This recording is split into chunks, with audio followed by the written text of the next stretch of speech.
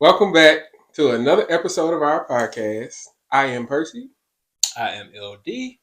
and you guys are listening to or watching To Two go, Gold Mike. Mics. That actually went pretty.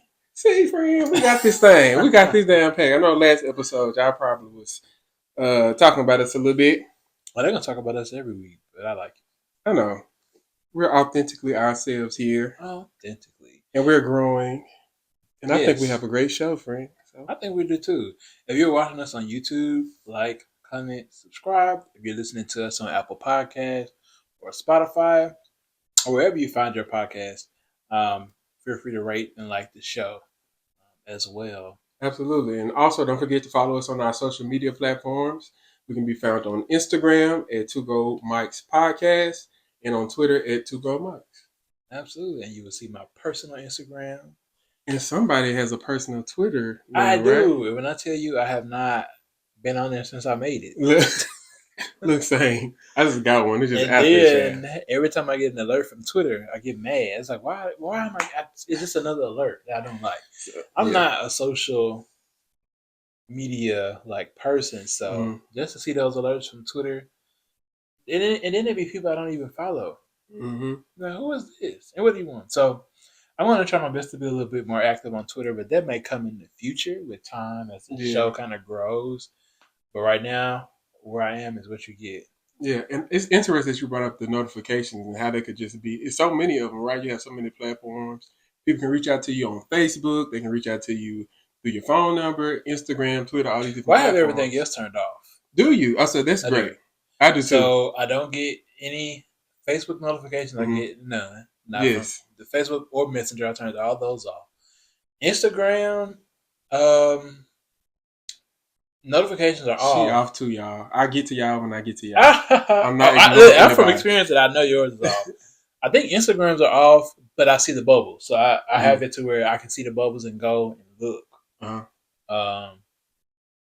Most of 85, 90% of the apps on my phone, I have literally went through and turned all the notifications off, except for Words with Friends too, because I like to play Words with Friends. Look, get your life.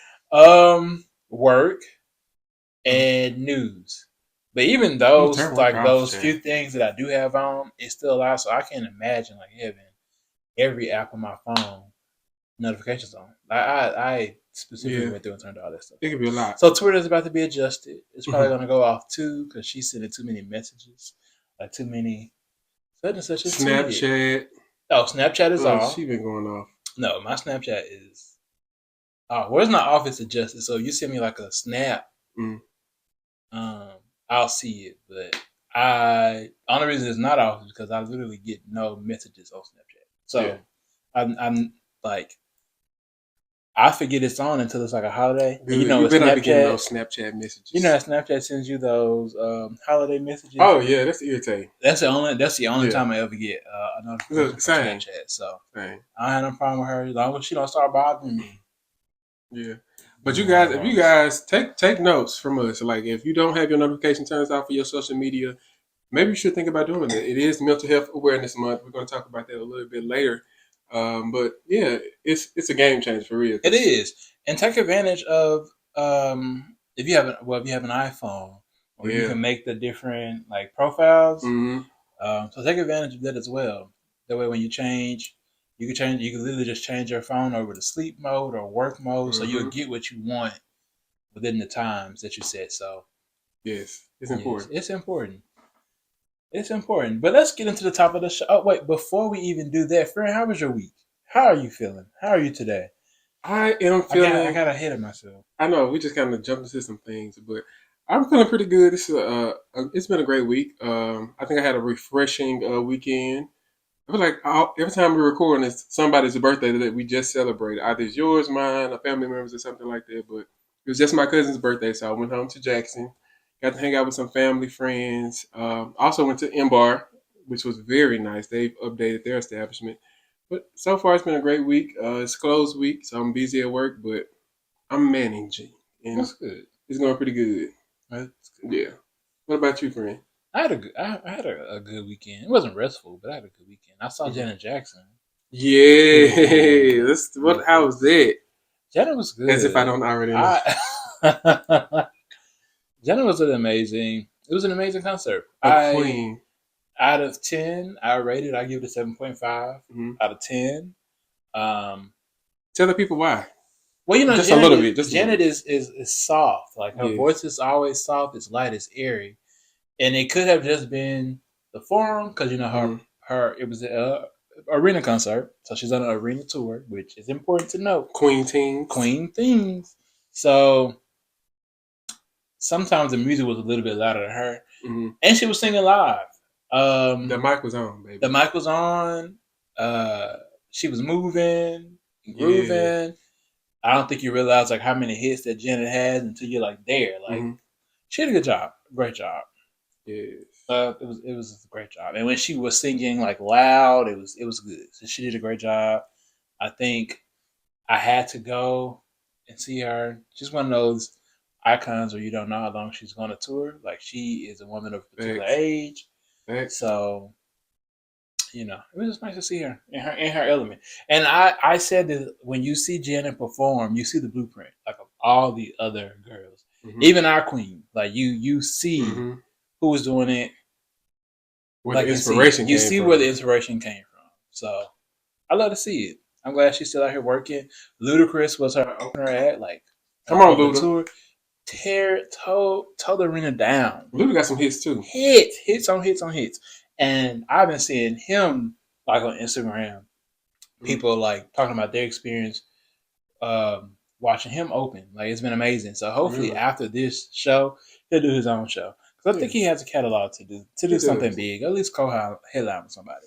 But it was cool. My weekend was okay. Like I said, this wasn't restful. Work has been I don't know. I've just been busy. Doing stuff. Not these jobs ghetto child. I know, not a negative experience, just a busy experience. Yeah. So hopefully this weekend I don't have any like hard plans. So I just can't wait to like sleep in. Yeah. And think about nothing. All right. So we're both feeling okay. Let's just jump into the political rundown because we have a lot to talk about. Yeah, so let's today. Do it. If you are new here, the political rundown is where we go over some of the hot news, hot topics, and just share information about what's going on in the political atmosphere here in America. So what's been really big on the news cycle, like this past week, is DeSantis, governor of Florida versus Disney. So they're in sort of a legal battle. The girls are fighting. The girls are fighting, truly. Florida legislators and the governor's office, they have, in past time, they've enjoyed a really close relationship with the Walt Disney Company. We all know why. Walt Disney Company is located in the Orlando, Florida area, brings billions of dollars to the state each year. The company, previously, the company gives money to both Republican and Democrats. So just a little bit of a fact. They support both candidates historically, like throughout the state, just to make sure that their agenda is taken care of. So by the way, I hate that, but I know it happens. This is America. It's America. They're not the only company doing it. It's not, and you have to remember a part of this is because they have chosen something different. And then we have to remember up until a few presidencies ago, like a few terms ago, the both parties were not as polarized as they are now. So it's not as if they've been like supporting Donald Trump or anything like that. It was back when both parties were a little bit more closer to moderate than extremists right now. Yeah. Okay, so the state's feud with the company is entangled with volatile far-right attacks smearing Disney and the LGBTQ community as people groomers and pedophiles. And as we've talked about on the show, there have been similar threats and legislation throughout states all across the country. But this really stems from the Don't Say Gay bill. And we talked about that previously on the show. Right now that it's going on in Florida, Disney has come out in support of the LGBTQIA plus community. Shout out to Disney for that. Exactly. So that they have drawn a line in the sand to say that they do not support the bill. One of the actions after that was to plan like a Pride night at Disney, so that'll be happening as well. And DeSantis, that's not cute. I like didn't know that. any of these things. Oh, that sounds cute, girl. So DeSantis has endorsed this broadly written bill from Republican lawmakers. The actual bill is titled the Parental Rights and Education Act. It prohibits instruction of sexual orientation or gender identity from kindergarten through third grade and any such discussion that is not age appropriate or developmentally appropriate for students in other grades. So it's a broad sweeping bill. There's not much understanding about what the terms, the limitations are. So anybody, any parent can call, any pro or anti LGBTQ person can literally say, okay, well, this is uh, un-American or inappropriate. Yeah. So it really affects all things. But another important issue is LGBTQIA plus people everywhere on the spectrum are a part of history. Absolutely. In America. Yes. Huge part of American history. We are people. Yeah. So with legislation like this, they practically wiped out the existence of LGBTQIA plus people in classrooms in a historical context because you can no longer talk about them. Mm-hmm. And if you have students in your class who identify as such, it doesn't really matter the age. Right now it says first to third, but we'll get to that in a minute. But this kind of wipes it out. So you can no longer they can no longer identify. You cannot then, as the teacher or any part of the staff at that school, like what's the word? I had a word in my head. It'll come back to me. Anywho, Disney is a political heavyweight in the state, of course. So with that announcement that they, kind of drew the line in the sand with the "Don't Say Gay" bill, CEO Bob, he would oppose any bill, and he has suspended political donations in the state of Florida. Ooh. So Governor DeSantis and members of his administration, they quickly lashed out at the company. They have ignited the feud. So Disney, their whole property kind of sits in this part of Florida. It's called it's called Reedy Creek. Mm-hmm. They have a board there. They kind of decide like what goes on in their area as far as like property taxes and things of that nature. Not property taxes, but just taxes in general to like infrastructure in the area. But they also pay for it. So anything that they decide that goes on within their massive piece of Florida, they pay for that. The infrastructure, the roads, the upkeep, any building that they do, and they pay taxes for all those things. So the Florida taxpayers do not have to do that. But what DeSantis has done is passed legislation to dissolve their board over the area and appoint his own people over the board of the area where Disney sits, which is the Reedy Creek area. So instead, like I said, his own appointees will be in charge of the district. It's power to tax, build and borrow money under a new Central Florida tourism oversight district. Disney is not pleased. A lot of the people that he have appointed to the board are highly right-wing people. Of course, one of the members of the board, I'm not going to go into the naming of these members, but one of those members on the board believes that people are gay because something is in the water. Literally, yeah. One of the appointees believe that people are gay because there's something in the water. There's too much estrogen going around in the water, and it's making people. And this is why you shouldn't take gay people out of the history books in schools, because obviously he needs to be educated on these things, because that's ridiculous. But he has appointed several severely right-wing people to this new oversight committee. Mm-hmm. And has kicked Disney and his board kind of off of the Disney and its appointees and members off of that board. So now Disney is suing because it seems to be to them as retaliation for not agreeing with the legislation and not wanting to adopt that legislation of Don't Say Gay. But as of this week, currently on his desk, the Republican legislation in Florida has expanded the parental rights and education measure, which will include a ban on classroom instruction on sexual orientation and gender identity through 8th grade.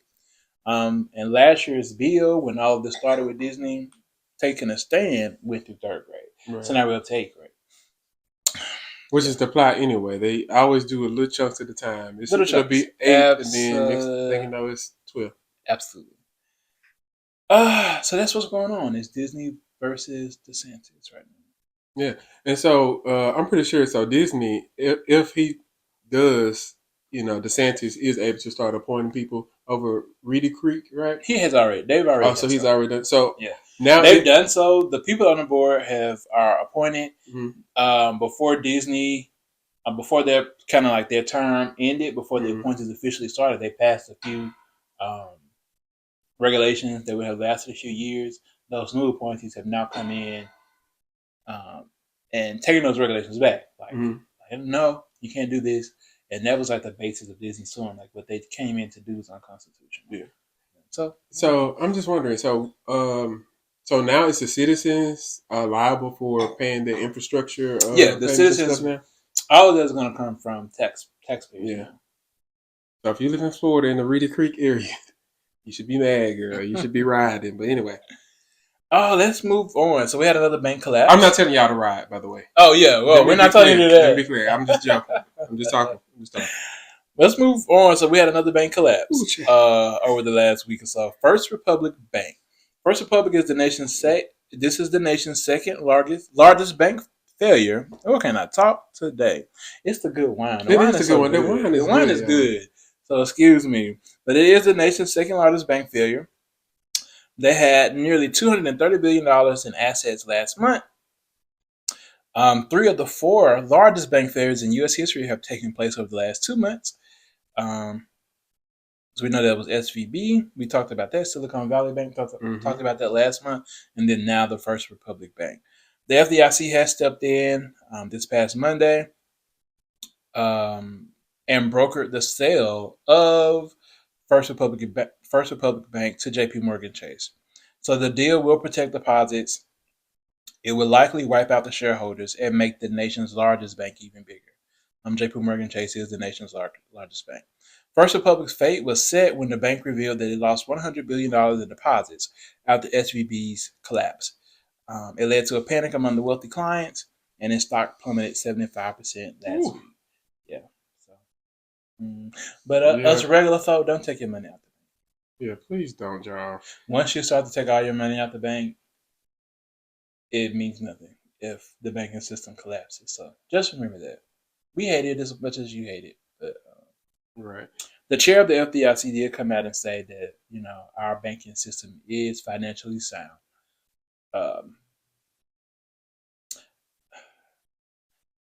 I'm not a finance person, but I thought I want to share that this is like the second largest bank collapse in American history. We've had 2 this year. So and you said Chase said that they're JP Morgan Chase. Okay, they're sound. They're sound. They're financially sound. Okay, I thought you said I'm like First Republic. You can't be too sound, Chad. If you have to sell over, Chad. So let's keep it going. Texas Senate approves bill to allow Governor Greg Abbott to overturn elections. So I found this piece of information so interesting, right? Yeah, me too. Have you heard about it? No, I saw you put it on the document. I was just reading, not the document, Chad. I was just reading through the notes. I'm like, oh, go ahead. Okay. So the GOP-controlled Texas Senate on Tuesday last week passed a proposal allowing the state to overturn elections in Harris County, home of the state's most populous city, Houston. The measure would give Abbott's appointed Secretary of State. So it's not necessarily his power, but he gets to appoint the Secretary of State. So technically, he's going to appoint whoever's going to do his bidding. It gives them the power to hold a new election in the county if it runs out of paper at 2% or more of its polling sites for more than an hour. Senate Democrats see the move as simply handing the governor a way to reverse results, as Republicans have been losing in that county, like President Donald Trump, for instance, lost, and Arizona governor candidate Kari Lake tried to do something similar. But the thing is, a study was done. It concluded that the paper shortage did not alter the outcome of the election in Harris County, defying Republican claims of voter suppression in GOP leaning areas. So there was no evidence that any voters were systemically disenfranchised. But during the last election, there were Republicans made a lot of noise about how some of the ballots in their county ran out of paper. So I wouldn't say a lot of noise, minimal noise, but they're running with it. Yeah, that's why they overturning elections because Houston used to be red. The county used to be red, and Texas is very very close to turning. The bill now goes to the Republican-controlled Texas House, which I'm sure would likely pass, and then it will be on his desk for signing. So I just keep you updated on that. But we talked a lot about how on the ballots, how the Republicans have shifted focus to the states. Yes, absolutely. So pay attention. To your state house legislators. Show up to those votes because they are attacking the right to vote. They are also codifying the right to bear arms in so many ways that are not the best way. Mm-hmm. And they're attacking LGBTQIA plus rights. And a lot of these policies really do affect our community, the Black and brown community as well. So just pay attention to what's going on in your state houses. Yes, because I did not like this bill. I feel like it's just a loophole, just altogether, just to allow the governor to pretty much recall the votes. Yeah. So I don't like it. I do not like it. Not one bit. And I have to put this message. Democratic. And I have to put this message out. We are a resilient people. Mm-hmm. All of us. Bills like this, unfortunately, this is one of the instances where this might become passed. Of course, somebody or somebody will sue, and then it'll go to the courts. Mm-hmm. And the court will decide if it's unconstitutional or not. But in the instance that this passes, and in the next election or any election that this does happen, election is coming. Presidential election, if it's a governor election, whatever election it is in the state of Texas, that this bill will affect. If they happen to recall the votes in that election and it is required for you to turn out again, continue to turn out. Yep. Continue to turn out. Don't be discouraged. Yep. Do not be discouraged. With the passing of legislation like this is what they want from you. They want to recall the vote. Mm-hmm. They want you to be discouraged and not show up the second time. Yep. when the election is held again, and then they win. Mm-hmm. So I tell our people, don't be discouraged. We have been through tougher times than this. Mm-hmm. We have made it this far. We have made it to the other side. We will continue to do so. Yeah, speak, brother. You better preach over there. I just wanted to say, like, because we talk a lot about these bills that are there are a lot of bills attacking your access to the vote, and a lot of them they're passing in these Republican-led houses, state houses. But the true intention is for you to become so discouraged that you just do not vote. And that's not what we want. Right. And it does not help us. So don't be discouraged.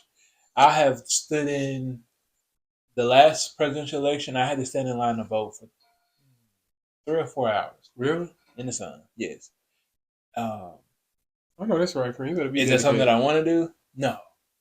But in my majority Black city into which I vote, there was like only one place to go. Don't be discouraged. Yes. So let's move on because we're not done yet. I told y'all last week that I was going to cover who's in the presidential race. Yes, tell us who we need to vote for, friend. No, I'm not going to tell you who you need to vote for. No, I will not. Not going to I need help. I don't like none of them. Okay. Give me back my chain.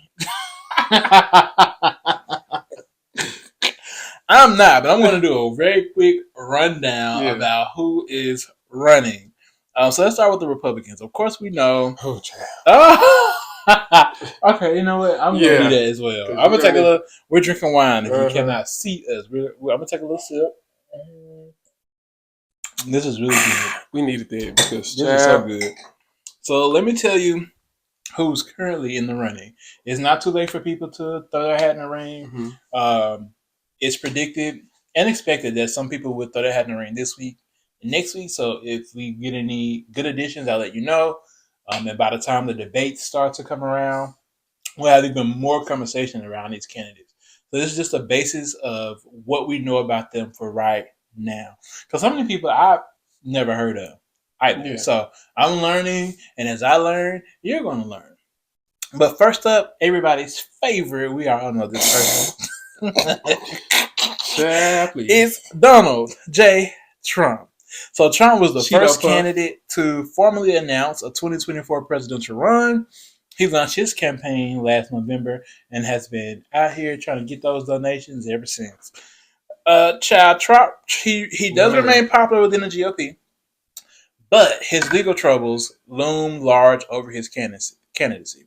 In March, he became the first ex-president to be charged with a crime when Manhattan District Attorney Alvin Bragg indicted him on charges related to hush money payment to adult film star Stormy Daniels. So he's still, I think the Republican Party is the GOP is a little torn over his running, but he's still very popular amongst the citizens who identify as Republican.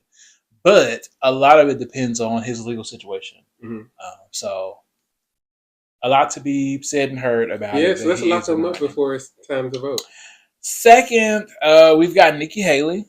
So Nikki Haley is a former governor of South Carolina, and under Trump's administration, she was the U.S. ambassador to the United Nations.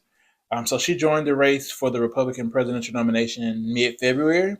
She's 51, has characterized herself as part of a new generation of Republican leadership and proposed mandatory mental competency tests for politicians over the age of 75, which was a jab at Trump and a jab at it was a jab at Trump, who's 76, and a jab at President Biden, who is 80. And then I'm gonna let you go ahead and read through the rest of these. But I was looking at the age; she shaded all of them, honestly, because she did. And if I'm not mistaken, this is Nikki Haley is the person that Don Lemon was saying, well, she's past her prime as well. If she's saying that these guys are past their prime, she's also past her prime. But of course, he got in trouble for that, and they tried to make that like the basis for his firing. But it's her. Neither here nor there. She's also the daughter of Indian immigrants, but child. Next, we've got Vivek Ramaswamy. He's a former biotech executive. His net worth is about $600 million. He's declared himself as anti-woke, capitalist, and decried corporate investment based on environmental, societal, and governance principles. I would love to hear him answer, like, what is woke? What is woke? I really don't understand what woke is. Oh, he just told me a lot being in there. Oh, he told me a lot. He told me a lot. He's a Republican, so he won't get it anyway. But independent, how I be doing. But no, sir, no. And then I don't like the fact that he worked for biotech. I'm sure. Okay, go ahead. We have a black gentleman, Larry Elder, running as Republican. He's a conservative talk radio host. He was a gubernatorial candidate during California's 2021 recall effort. He did lose the recall effort. And Government Gavin Newsom kept his post, but he had, out of all the other candidates, he had the majority of the votes during that recall. So, Next, we've got Asa Hutchinson running as a Republican. 72, he served 2 terms as governor from 2015 to 2023. He's a former congressman. He was also one of the House impeachment managers for President Bill Clinton's impeachment trial. So I thought that was a little bit of important information. Mm-hmm. He said he opposes Trump's third attempt to win the White House, describing a possible Trump 2024 nomination as the worst scenario. So what I will say about all the Republicans who have entered the race, none of them are in support of Trump being reelected again. Let's move to some Dems. So we've got Marianne Williamson. She's the first Democrat to officially declare her candidacy. It's not very likely that she's going to win. But she's an author, spiritual advisor who sought the Democratic nomination in 2020.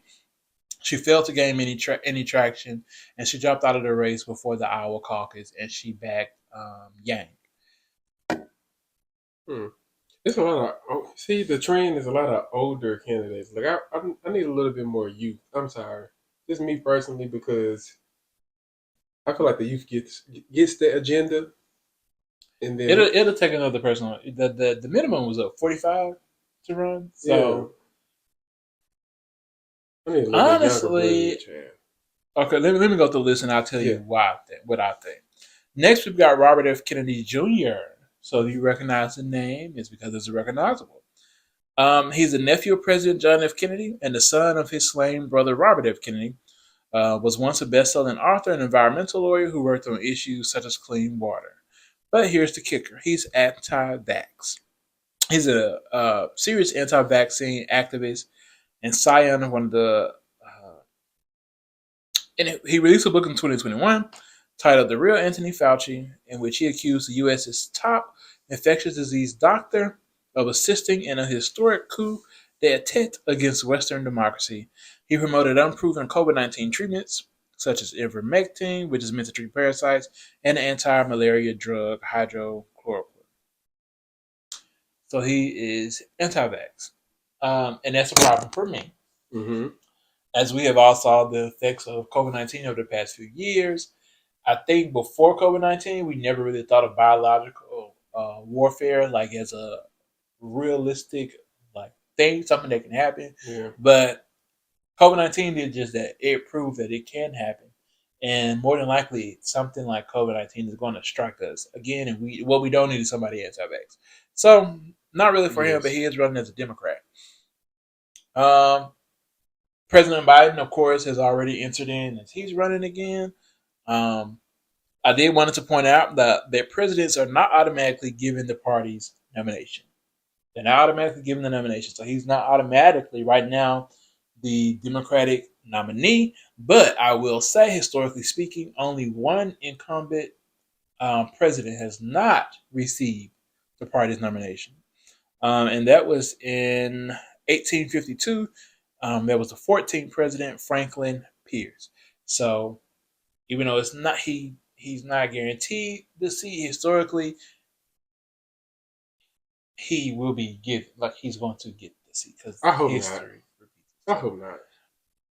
Thank you for your services, Biden. Not thank you for your service. Thank you for your service. What's Sean to say? But Oh, we were talking about earlier how you said you wanted more younger people yes, in the race.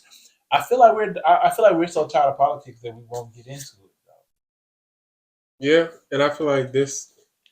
And to your point again, when you're talking about the vote again, like how people get discouraged about it just because things aren't working in their favor and moving in the direction that they would like. I feel like the same applies to the political realm. But I feel like we have some possible candidates that are We being are, groomed. but They're not quite 45 yet, but I think, and some people might not like me, but I think for democracy to truly work mm-hmm. in the way that we need it to work, the the president would have to be able to take polarized people from all sides. Like Mm-hmm. they would have to depolarize the Democratic Party a little bit. Yeah, They would have to truly depolarize the Republican Party. Shade.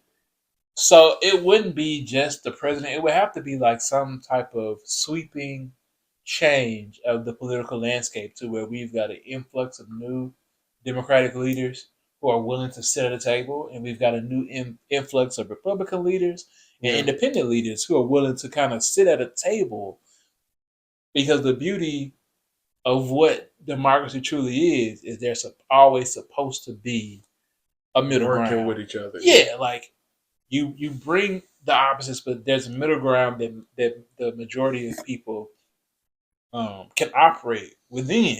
Yeah, And it has to apply to um, as it needs to benefit like people of color. mm-hmm. It needs to benefit minorities. Absolutely. The majority is because really the thing is the majority is always going to be in. So the policy really needs to be aimed to benefit the minority, the marginalized, right? yeah. And once the marginalized people are taken care of, everyone else is taken Exactly. care of. But right now, nobody will sit at the table on that side of the room. And to your point, in order to have that cohesiveness and to have that I guess teamwork between the Democrats and the Republicans, you need people at the state level as I well, will like say you this. mentioned Oh, earlier. absolutely, absolutely. Please vote these people out in the state election. I will say this. There are a few ways to achieve that, though. Mm-hmm. I mean, everybody can come nicely, or you get somebody in there who's going to strong arm. Oh yeah. So, anyway, yeah, that wraps up the political rundown. I'll keep you updated on any new nominees who enter into the race. So we'll be talking about this for the next few years, for the next 2 years, until there's until the president is reelected or we get a new president. So, oh wait, before we move there, I wanted to say my piece. Roy Woods Jr. was the host of the White House Correspondents' Dinner. I'm glad you brought this up. He did a great job. He made his statement about Vice President Kamala Harris and how we keep asking what did she do and where she at, and all these things. And he made a very good point that this has not been asked of any other vice president in the history of the vice presidency. Not. So, and I agree. So I want to encourage our community, instead of asking where Kamala, Vice President Kamala Harris is, she's working. Right. Where are you? She is working. The vice president is in their position to support the president. So she does not always come out and make statements. That does not mean that she's not working and that she is not for the community. Her main job is to support the president's agenda because he or them or they or her, the president is who won the election and they pick who they want to support them. So this is kind of how that works. I think she gets a lot of flack, especially from us. Yeah. I love Kamala. So I know we like to think that she hasn't done. No, she hasn't done anything like right. I know that's been some people's argument, but she has not necessarily done anything wrong. But do her job. Right. And she's in a support role. And she's in a support role. And to be honest, sometimes with your job, you have to do things that you don't want to do. Yeah. Get your check. Well, in most cases, you're doing something that you don't want to do. Like. Right. So, right. Like, that's the thing. So, I just want to throw that out there. But we're done. We're done. Yes. With the political rundown. I'll keep you updated on anything next. If you have something that you want us to talk about on the show, please feel free to drop a comment. If you're watching, if you're listening, get over to our Instagram and send us a message. We'll be glad. Slide in them DMs. We'll be glad. Yes. All right, friend, but chirp. The streets are calling. Well, let's jump on this call with the streets and see what they got going on, child. So, the first thing that we're going to talk about, let's get into the 2023 Met Gala. Okay. So, it took place on Monday, May the 1st in New York City, and it celebrated the opening of the Costume Institution exhibition. It's called the Karl Lagerfeld, A Line of Beauty. The 2023 Met Gala dress code was in honor of Karl, and throughout his lifetime, Lagerfeld worked as a prominent fashion house such as Balmain, Chloe, Fendi, the girls love a good Fendi print, and Chanel, in addition to his namesake brand. So it was a fabulous event, it seemed like. I wasn't there. But so just a couple of the celebrities. We'd like to go one day. I actually would like to go one day. We'll be there. Vogue. Yeah, we have the fashions, don't. Me and Fred, we put it together, but anywho, until Vogue invites us, let's just talk about the celebrities that were actually in attendance. Let's talk about it. So let's start off with the very first celebrity / queen that was on the carpet, and she had a special guest, Serena Williams, and her husband Alexis Ohanian, whatever his name is. They both were on the carpet, and they had a special guest with them because she is indeed pregnant for the second time. So congratulations, Serena and Alexis. Hopefully we have another tennis star on our hands. No pressure. I love it. Also, we have Rihanna on the red carpet. She looked 10 out of 10. Amazing. Fabulous. Tens across the board. Rihanna looked amazing. Her and ASAP Rocky, they both were in the Valentino. Yeah. And she looked amazing. That white gown, it looks like a bouquet. That's amazing. Yeah, she's amazing. I don't want to see y'all with them sunglasses though. Sunglasses. That's the first thing I sent to the group. When I saw the sunglasses with the eyelashes on the sunglasses, very cute for Rihanna. I was like, Lord, our summer is about to be. It's gonna be ruined for him. The girls are about to ruin it over the summer. The girls already put the eyelashes on their little beetle. We don't need those sunglasses. They done started something new. I would not be surprised if Shein is already mass marketing. Oh, you already know. They print them sunglasses out right now. They print them out right now. And I'm about to be sick and tired of seeing your eyelashes. I don't want to see your eyelashes on top of your sunglasses. That's just me. Yeah. But Rihanna can do that. She can. She can do whatever. And she looked amazing. Also, Kim Kardashian, she graced the carpet. She looked amazing. Her pearls. Didn't like it. You didn't like that? No. Oh, Mama ate down. She looks amazing. She looks amazing, but it's not like my favorite. Was it not? What didn't do it for you? What you didn't like, real quick? I like the cape number. Oh yes, that she had. That is gorgeous. Mm-hmm. I think it's just the dress itself. The middle of the dress really looks like spandex. I knew you were gonna say that, and that's what's bothering me. Well, you know she got her skims. Right, it looks like skims. I don't want to see skims. Her skims at the Megan. It does. I don't know. Yeah. It's definitely still in the half of like the best looks, but it's personally it did not do it. It wasn't terrible for you. It was not terrible. Wasn't one of your but I've seen her do better things. I think like prior to this, I saw a few clips of her like working with the designer. Mm-hmm. I think that middle section of her outfit could have been a little bit better. Yeah, to me. But I actually like the new plain look there. It just because the dress is doing so much with the pearls and everything at the bottom, and then you already. But it's not truly nude though. The cape. If it were like truly nude, which I know is like probably impossible, but it I didn't like it. I like it. And she has the white sandals on. It just made me think about my sister. She absolutely hates white sandals. But Kim, she looked good there to me. Also, Usher was on the carpet as well. He looked decent. I like Usher. I love Usher actually. No, them shoes. I would say the men set it off for me this year. Really? So what you give Usher's look? 8. I'm on 8. 8. But did you see Bad Bunny's look? I did. 10. Yeah, he did look nice. He really did. Then turned around and had his back out. I about passed out. That was a good look. Oh, hold up. I didn't see the back. His back, the suit, like he had the suit. The back is out. Okay, so I'm going to have to go back and check it out. You had to go check and look. The look was, that was how it looked. Is Bad Bunny one of the girls or no? I think he's like bisexual. Curious. Okay. I want to say he's came out as like bi though. Yeah, we'll take it. Yeah, he's definitely in the outfit. Yeah. But also Cardi B was there. She had 3 outfit changes. What do you think about her looks? Amazing. That black number. Which one was your favorite? The black number that she actually wore on the steps with Karl Lagerfeld's like his signature, like the flowers. The tie that she had on, that's his signature tie. Yes. With the white shirt, that's his signature. Like her look to me was as close to the thing as any. I feel like as far as like celebrity dresses on the theme, Cardi has it for me.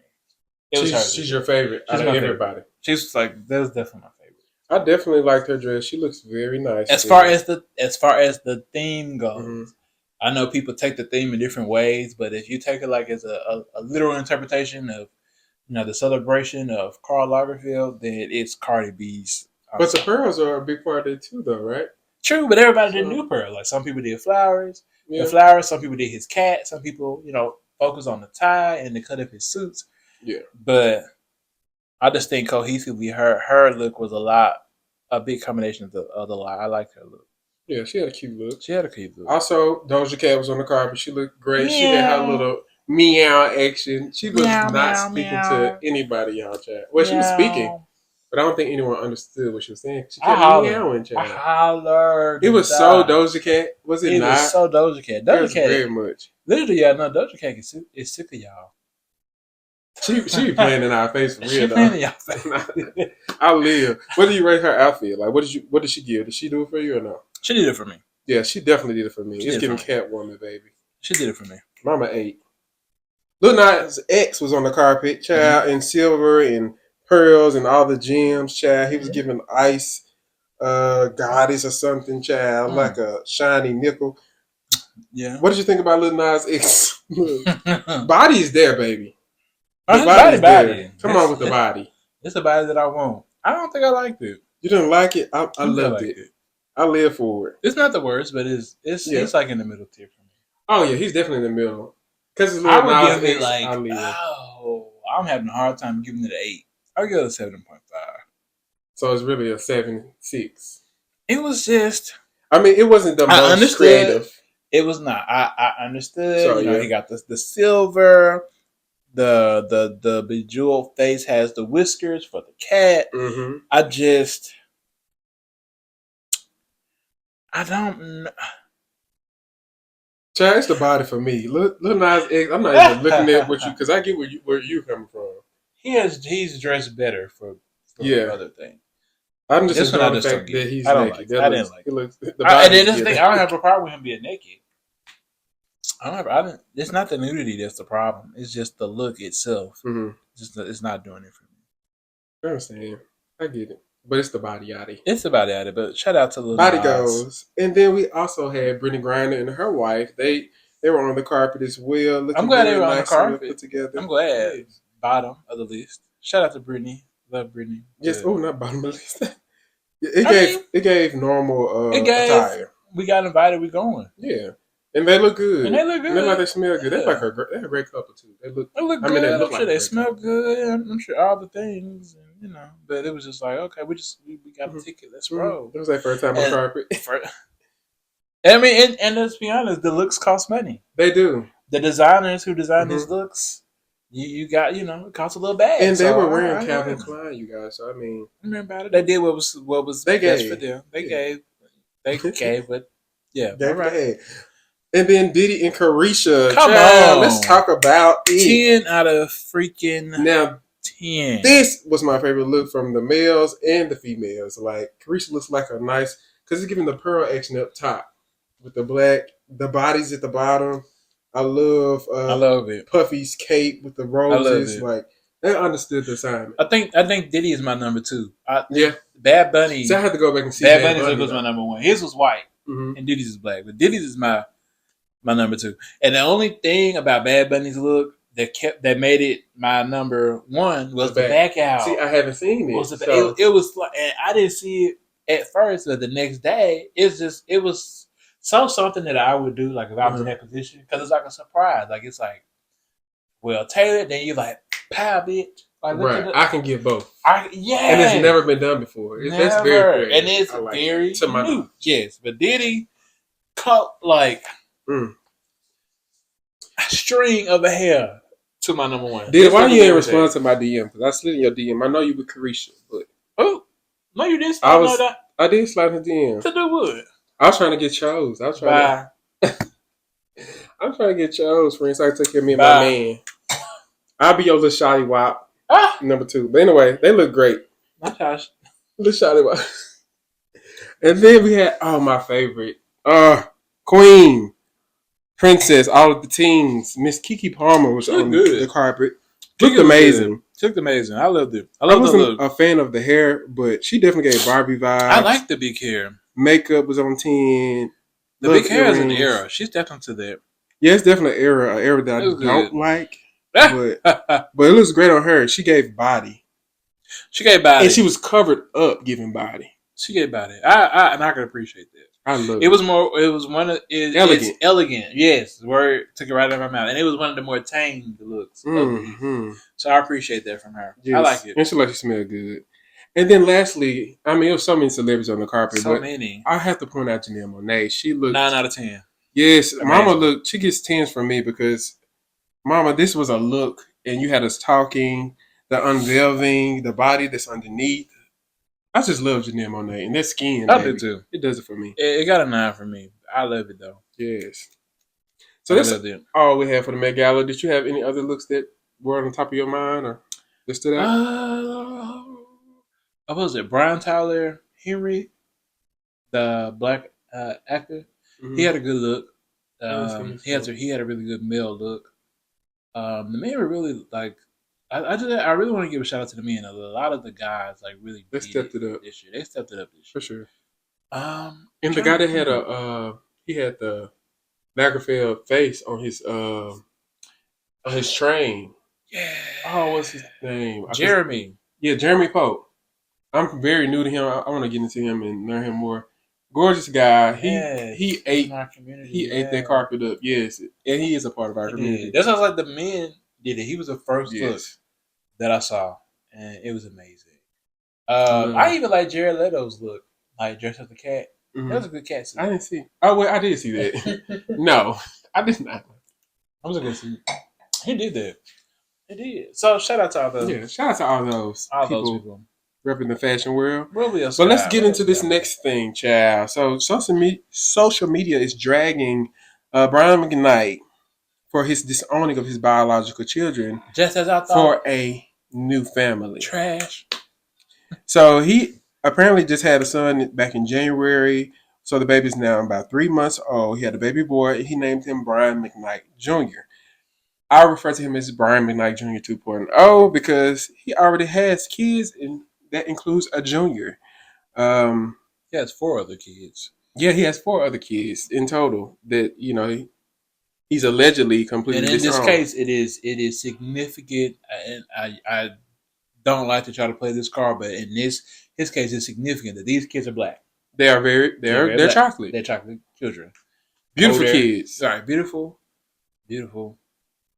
But if you look at Brian McKnight's social media page, you only see his new family because he was recently married, and so he now has stepchildren, and so they're all up and down his social media, of course, including his newborn child.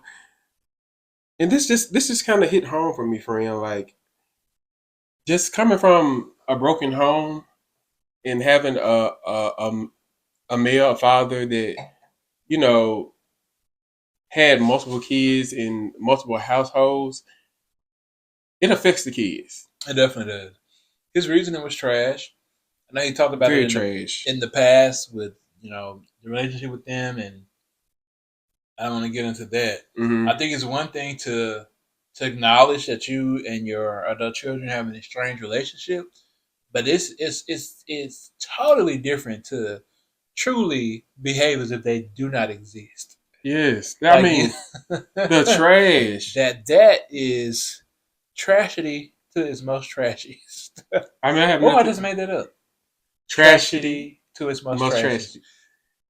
Love it. That explains him so well because I can't imagine disowning my own seed. Like, that's you. That is literally you, and you over here. And there's nothing wrong embracing your stepkids. That's not the issue. No, it's the fact that you're acting like your children don't exist. Yeah.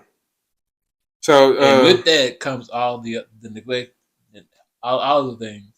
Right. Like, you in your world, they don't exist. You're not counting them in your number of children.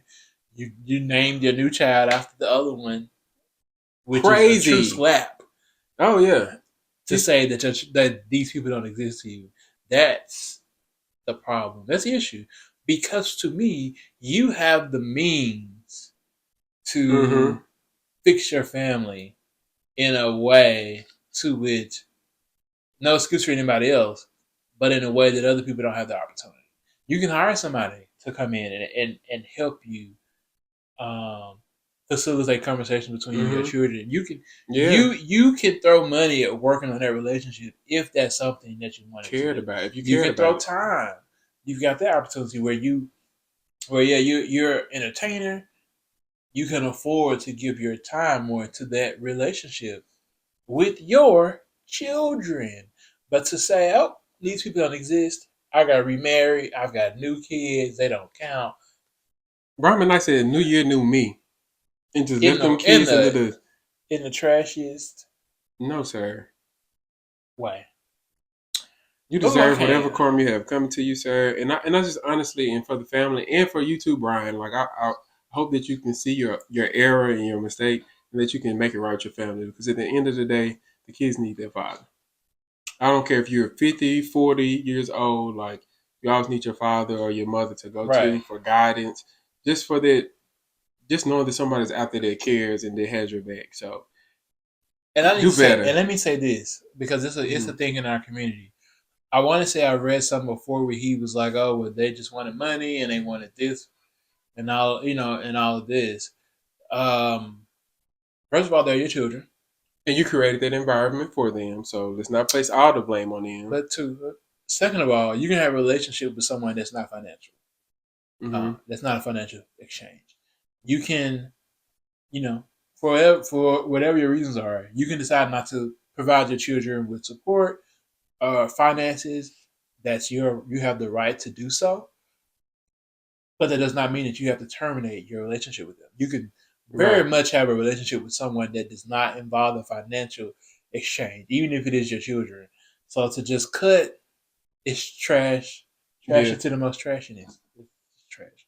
Very trash. Okay, what else, Frank? Because he done made me Yeah, let's move on because mad. I don't want he, to spend done, so much he done energy. made me mad worse than some of the Uh-huh. Republicans we talk about y'all like that.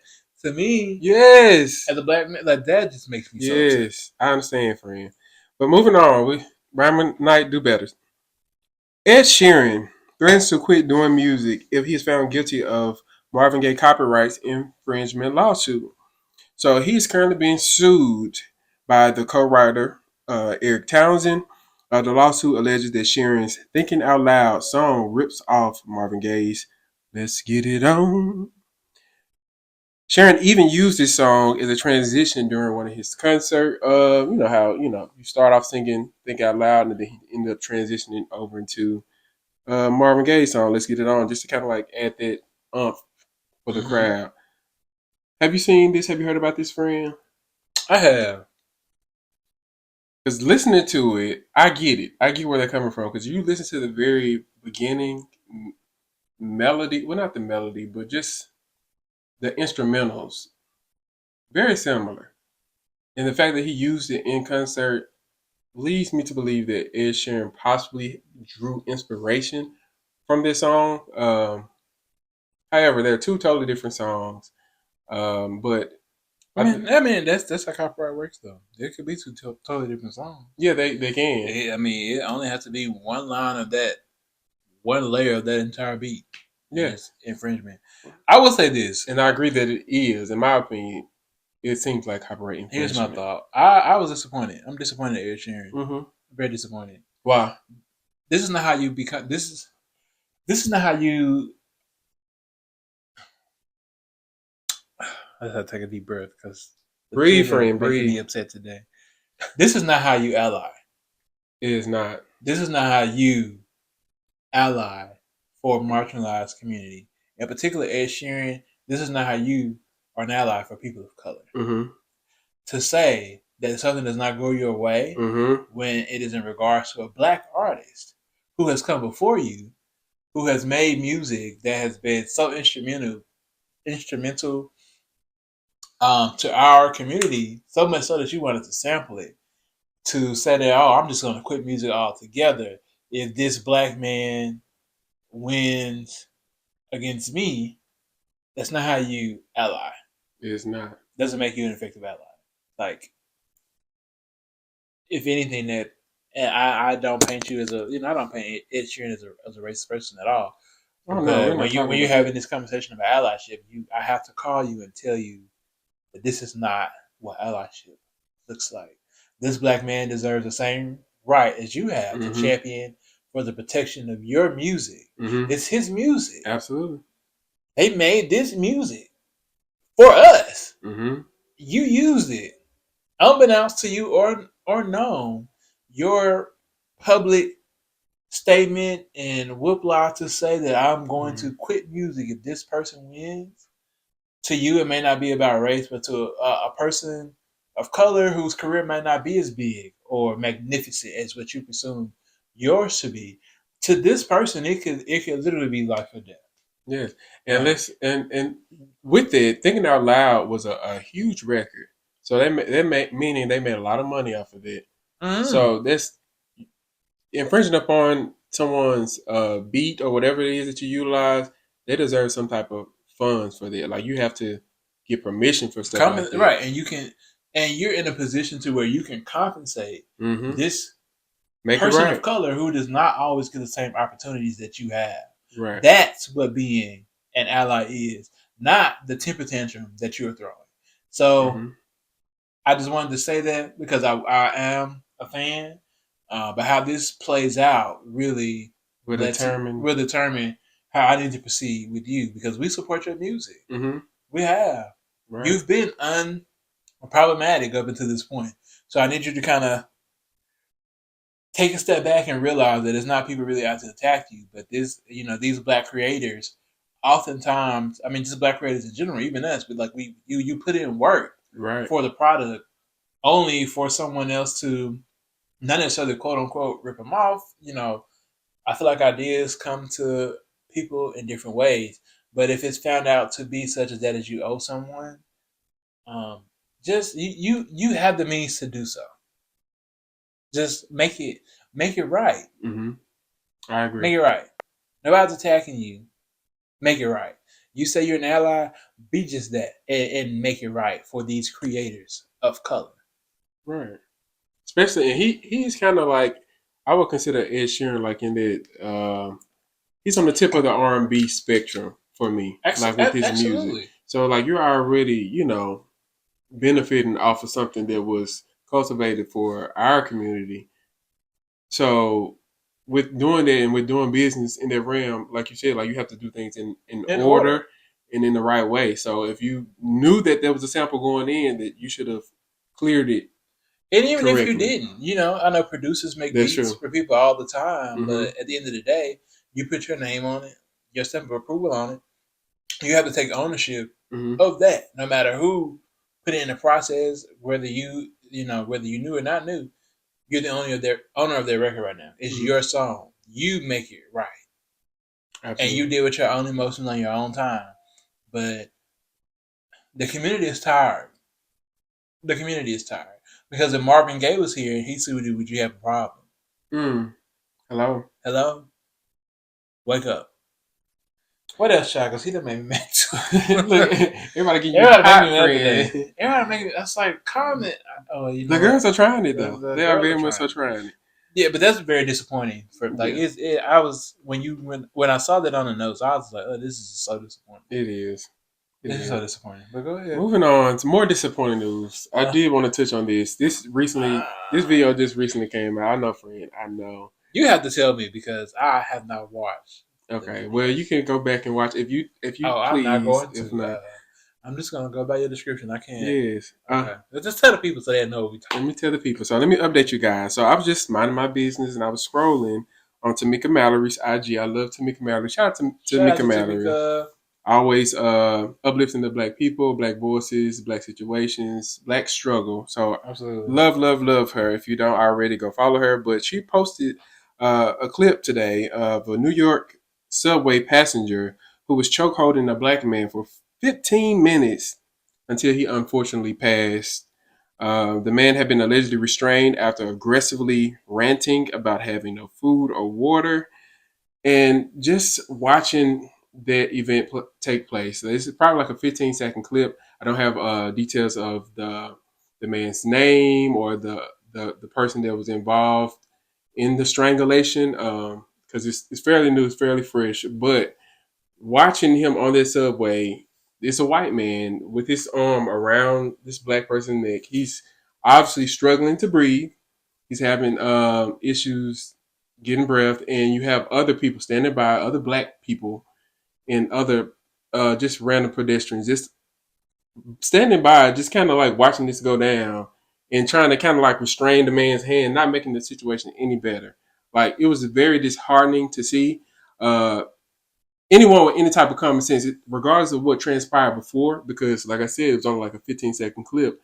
I was unable to see what happened prior to that or what happened after, but common sense says no one should be restrained by their neck for 15 minutes, and the guy was forcefully restraining him and put him in a And if chokehold. you Like don't know that after the events, we just talked about George Floyd. if you don't know that after the events of George Floyd, what are you doing? What Well, the go, fuck are you doing? continue, friend. I mean, I don't even want to go too much in depth into it because I I feel had two myself thoughts. ramping up. But it's very disheartening. Like we have to be more active and use your common sense. If no one is going to sit there and just allow you to choke them out and cause them to lose oxygen. They're not just going to sit there and do that. Of course, they're going to move. They're going to try to stop you from restraining them because you're cutting off my circulation. You're cutting off my life. And for you to sit there for 15 minutes as a civilian or as an on-seer, oh, it just irritates me. I can't imagine myself sitting there and allowing it to happen. It does. I think just kind of Ugh. in honor of in celebration, recognition of Mental Health Awareness Month, which is this month in May. I Yes. really implore people to do some light reading on de-escalation tactics. I Mm-hmm. think the information is available for everyone. It doesn't. Not to say, oh, I need that. He's pouring me more wine. Yes, friend, because it's getting. It's not to say. Um, I lost my thought, but just do something. Do some like learning about how to de-escalate a situation. I feel like you can literally probably take 10 minutes and read a good article, and it's not going to make you an expert. But No. our society, we get so tuned into just watching things and Mm-hmm. not being active. Right. Um, Because and this someone is recorded probably the video. something exactly, that's the killer part to me. In a lot of instances, we see somebody recording a video but not doing anything. And not to say that every instance is the same, where the person behind the camera can be active.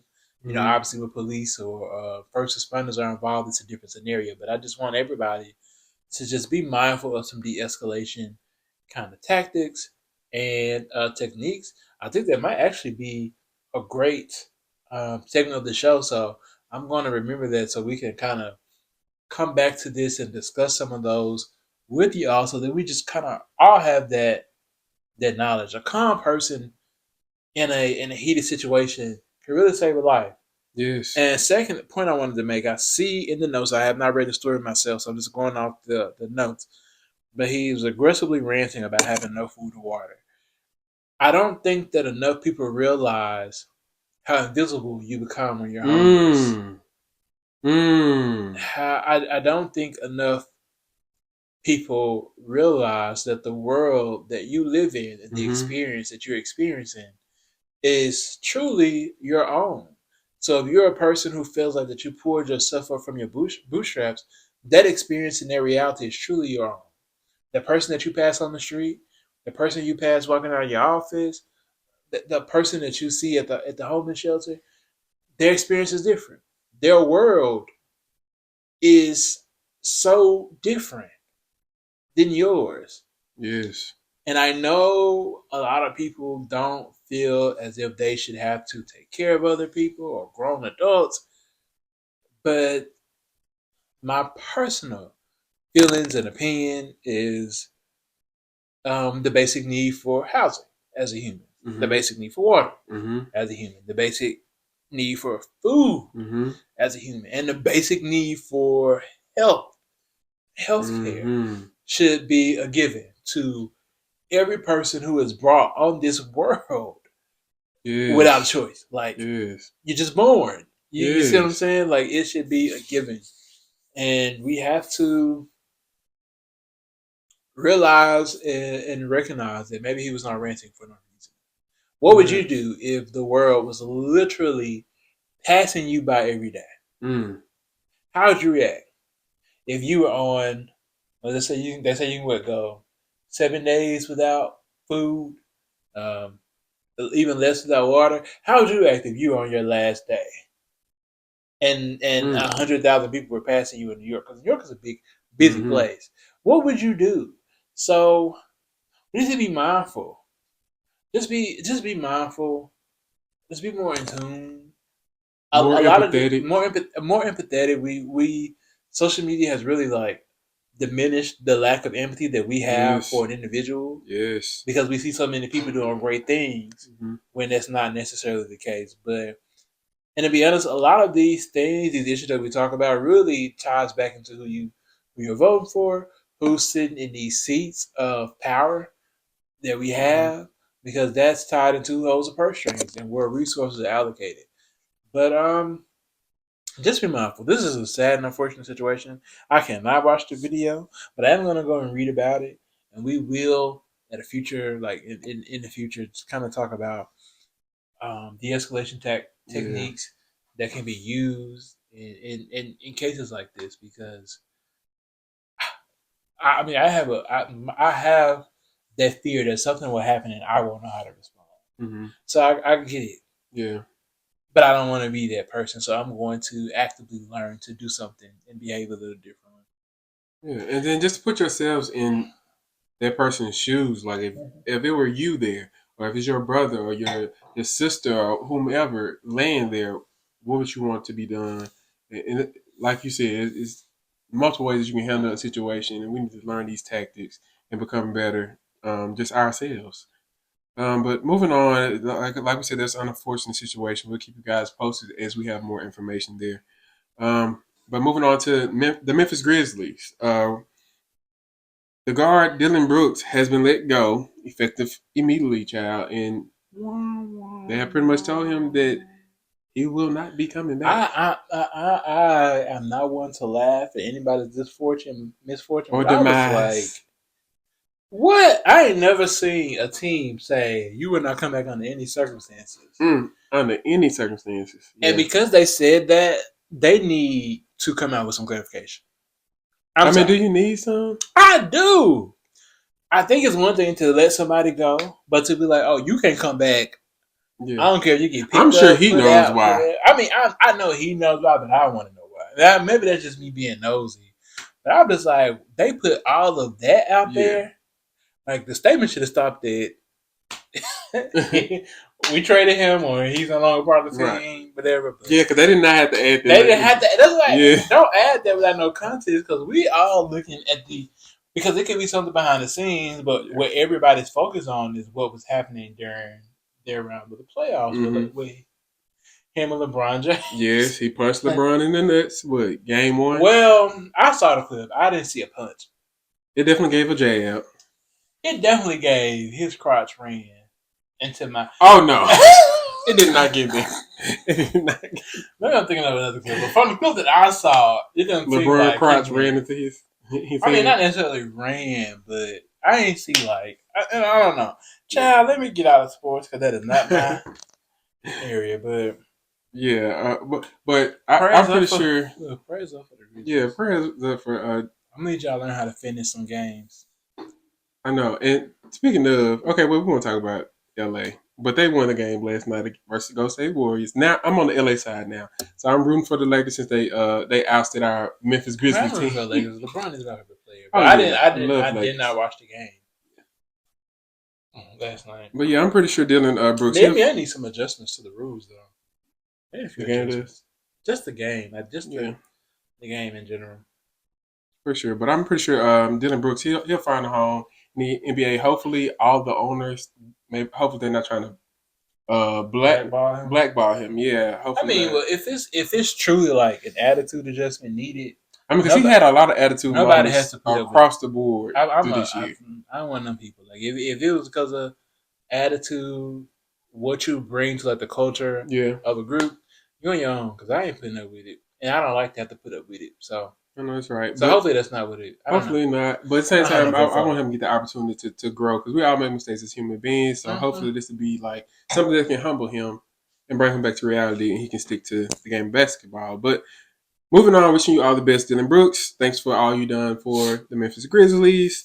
let's talk about Young Miami and Suki with the good coochie, who both have claimed in recent interviews that they are both, bisexual, and they'll or trisexual. They'll try some things with a girl or two. I'm okay with people saying like, well, no, I'm really not. No, what, friend? I feel like it's too many people coming out as bisexual, but not enough like action in the community like itself.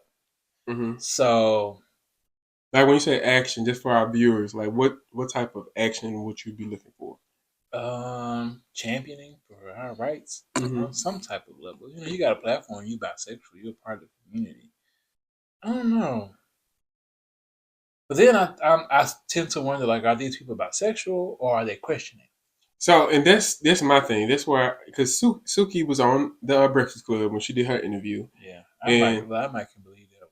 Yeah, and she said like, "Hey, I'm not interested in dating a female, but I do like female play in the bedroom, and she's interested in that way." So I feel like she's in the questioning boat, and she also feels the pressure from the gay community from pretty much telling her like, "Hey, pick a side, stick with it, or like come out and champion almost." But she's kind of like, "Hey, I'm kind of like figuring this out. I'm not sure what I am, but I like this thing in the bedroom, and I want to do this in my spare time."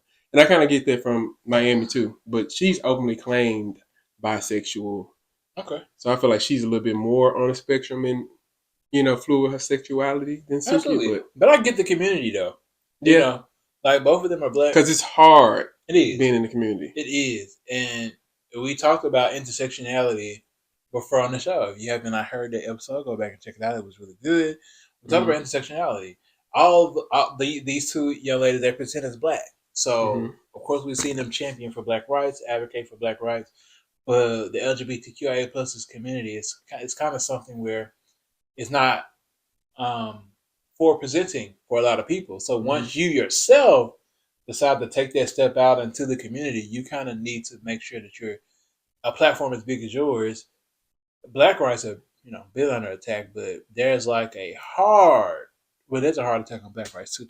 There's a hard attack on LGBTQ plus rights, but the attack on LGBTQ plus rights right now in the across the country and all these state houses and legislators is a real thing. Like you can see it. It's going beyond systematic, where we are dealing with systematic oppression as African Americans, but they are literally saying no LGBTQ this, no LGBTQ that, no LGBTQ this. Yeah. So I don't know. I mean, I'm all for it. If you're questioning, but Yeah, and I'm kind of with you. Like, don't make the statement. Don't come out and be bold with it on these platforms and doing the interviews if you're not willing to carry on the baggage that comes with being a part of the LGBTQ plus community. Yeah, now you got. So that's all we're saying.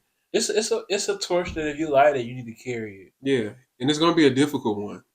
It is, especially if you're a male. I feel like in too many cases, I feel like females get away with. And that's why when they said it, that's what I don't want. Yeah, because that's what it goes to. Automatically, the issues that everyone else faces are not going to be the same for you because you have money and you have all of these things. It's not going to be the same experience. So there are a lot of people who you can influence who are not going to have the LGBTQ experience, but you have the influence. You have their ear to be like, okay, this is what I am. Treat us like this. So, and speaking of, before we move on to our next topic, our last street topic, I did watch the Monique. We were talking about Monique on one of the past episodes and about her coming out story that she shared with us during her Netflix episode. Well, not episode, but it was stand up comedy. And I watched with my mom and my sister this weekend, and it was a great special, hilarious, queen of comedy for sure. And I want to come on here and I want to say this. I believe Monique is actually one of those celebrities that will actually be championing for us, because the way that she expressed her story and the way that she and the way that she talked about her Uncle Tina. You guys have to go and watch if you want to know who Uncle Tina is. But I the want to way, see Bunny live so bad. oh, we should. I'm pretty sure she's gonna come to Chuckles. She's gonna come back to Chuckles. She's been before. I know, and you didn't We're tell gonna me, see. so I didn't go. Oh, well, it's a long time He ago, didn't tell child. me, so I didn't go. But Oh, she's like one of those. She's like one of 3 female comedians that I want to see, legends that I want to see in person. do we need a top five real quick? Can you run it down real fast? I don't have a top 5, but my three, Top three. my top 3 is I want to see Monique, Mm-hmm. I want to see some more, Uh-huh. and I want to see Wanda Sykes. Okay, Wanda Sykes, and I wanna add a fourth. What's her name? She has the short haircut. Is Adele? Adele Givens. Adele Givens. I Yeah, love but her Adele too. come. I think she has come to Yeah, Chuckles. she's fun too. I definitely go see that. Yeah, okay. This is a quick little top for y'all, Yeah, real quick. just a little top. But yeah, so we'll get off of that. Girls, be careful when y'all trying to come out the closet, honey. And then I say be careful. Just be mindful. Yeah, mindful that there are going to be expectations placed upon you. So just move accordingly, child. Right, because it ain't fun out here in the streets for us. Like it's real life shit going on. It's real life. Being a gay person. It is. And Diddy can't. Go ahead. Just hold it, child. we'll be on a tangent. We'll be on a tangent. Speaking of gay things, let's talk about the Brat and BB Judy. They're in the headlines over their white donor I fucking selection. Love the Brat. Yeah, shout out to the Brat and BB Judy. I love both. Them miracle drops ain't work for me, girl. I don't know. They working for my. Wrong. They working. Are they? Not for me, but I know that they're working. Has somebody tried on their beard? You know. I got a couple of spots. Okay, we ain't gonna talk about it. Yeah, I'm not in the beard gang, so. But yes, child. So the Brat and Judy are opening up about their pregnancy journey in their new season of their show, Brat Loves Judy. I have to tune in to that. I've seen pieces of it. Have you? I have. What network is it on? Do you know? We TV. We okay. I'm have to check they are just funny individuals. Yes, but it's funny. Yes, and so I love good, wholesome, funny black TV. I get into my little piece of the drama. I want y'all to think I'm better than y'all. He get down in the gutter with us. Look, I was about to say.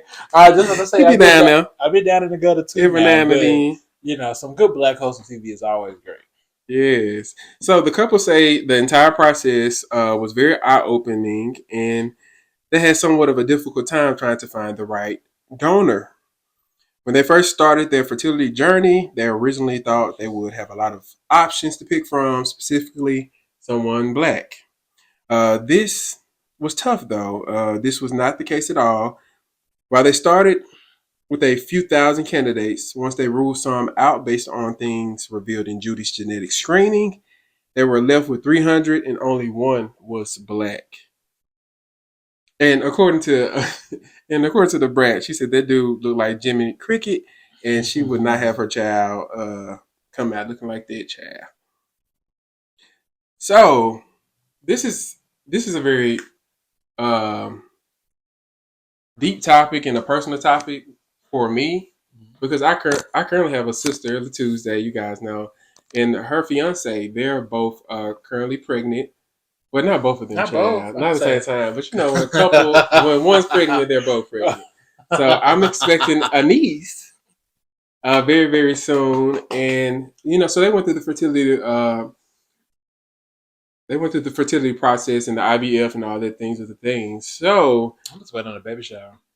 Oh yes, and we've been planning the baby shower too. I was looking at some stuff this morning. Oh, I was gonna tell the people, if Percy got anything to do with it, it's gonna be over the top fabulous. Oh, don't say that, friend. It's gonna be over the top fabulous. I'm just here to show up. Or if we got something to do with it, because you enjoy y'all involved too. Y'all gonna have to help me get it together. Just tell me whatever I need to do. You already know. Whatever I need to do, just point me in the direction. I will go for you, friend. Yes, but so with all that being said, so it's very personal for me, and they too. Well, I let them share their story. We're going to actually have them come be guests on the show. I cannot wait. Yes, and they're going to actually talk about their experience, which is somewhat similar to BB Judy's and the Brat. We all travel a lot together too, so yeah, I'm we definitely excited to see them. Yeah, so we're like one big family, one big separate friend group. You know, us gays, you have to stick together, Chad. Have to. You find community where you find it. And you Yeah, need it. The human is not meant to be alone. absolutely, man.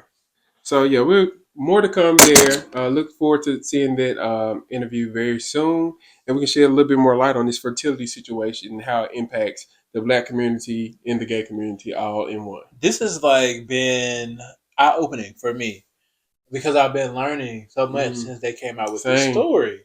And same. I've also learned through the comments that some of y'all are just really plain mean people.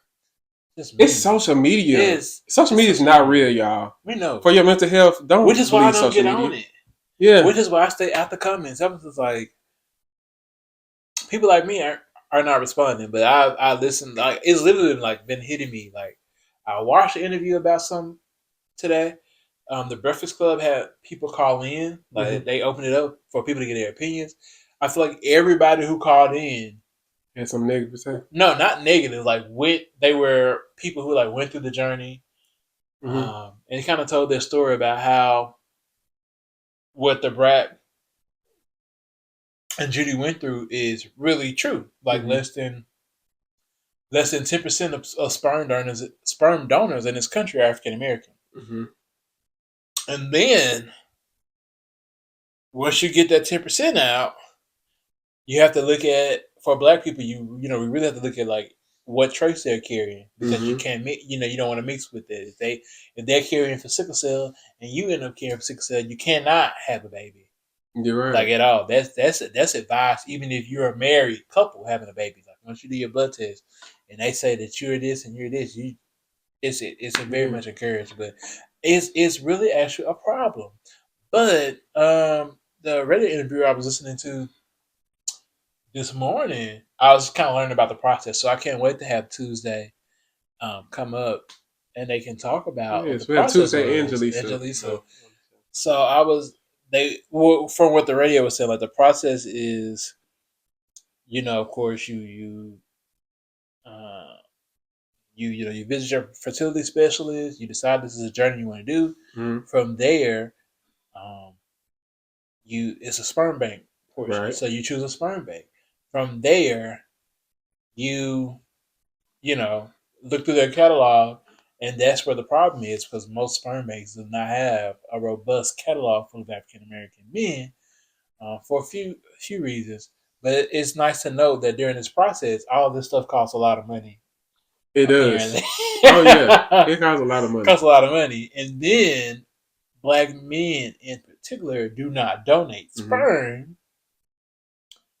And as a Black man, that we all know as Black people, there's like a stigma to creating, these type of environments or donating sperm out of the non-traditional way. Out of the non-traditional way, right? Even donating sperm has always been seen as like the $40 thing, just in our community. Yeah. So I just found it very interesting, but also like they give you $40 for donating. No. But it's like growing up, I've seen more than a few movies where it's like a joke. Oh yeah. Like I'm going to. That's the only time I need $40. Yeah. Hello. Shout out to Phaedra. Oh. Because he needed $40 to get a medium-sized pizza. So it wasn't 40. Was it $5 or $10? I don't know if it was 40. Anywho, it was less than $40. So he ejaculated in the cup. I want to say it was $10. I want to say she said $10. Now check that. But it's probably the most iconic read that would ever happen in history. Probably. That's number one. Franchise. Iconic. Ever. Yeah. But it's stuff like that creates this stigma in our community against donating. There are so many. You can really look at this like from a racial lens, though, because there was not always a time where this was even an option for African American women. And then there's a stigma, of course, on African American men doing it. So they were saying this morning, there's a demand for Oh no, finish your statement. I just want you to let you know I got something to say. Oh, say it. Because it's a lot of Black men out there that currently not even take care of their kids. Y'all want to go and shoot up the club and all these females, and then y'all not take care of these kids, but then you're not willing to go out and be a sperm donor. I got a problem with it. Because you already sperm donor, whether you realize it or not.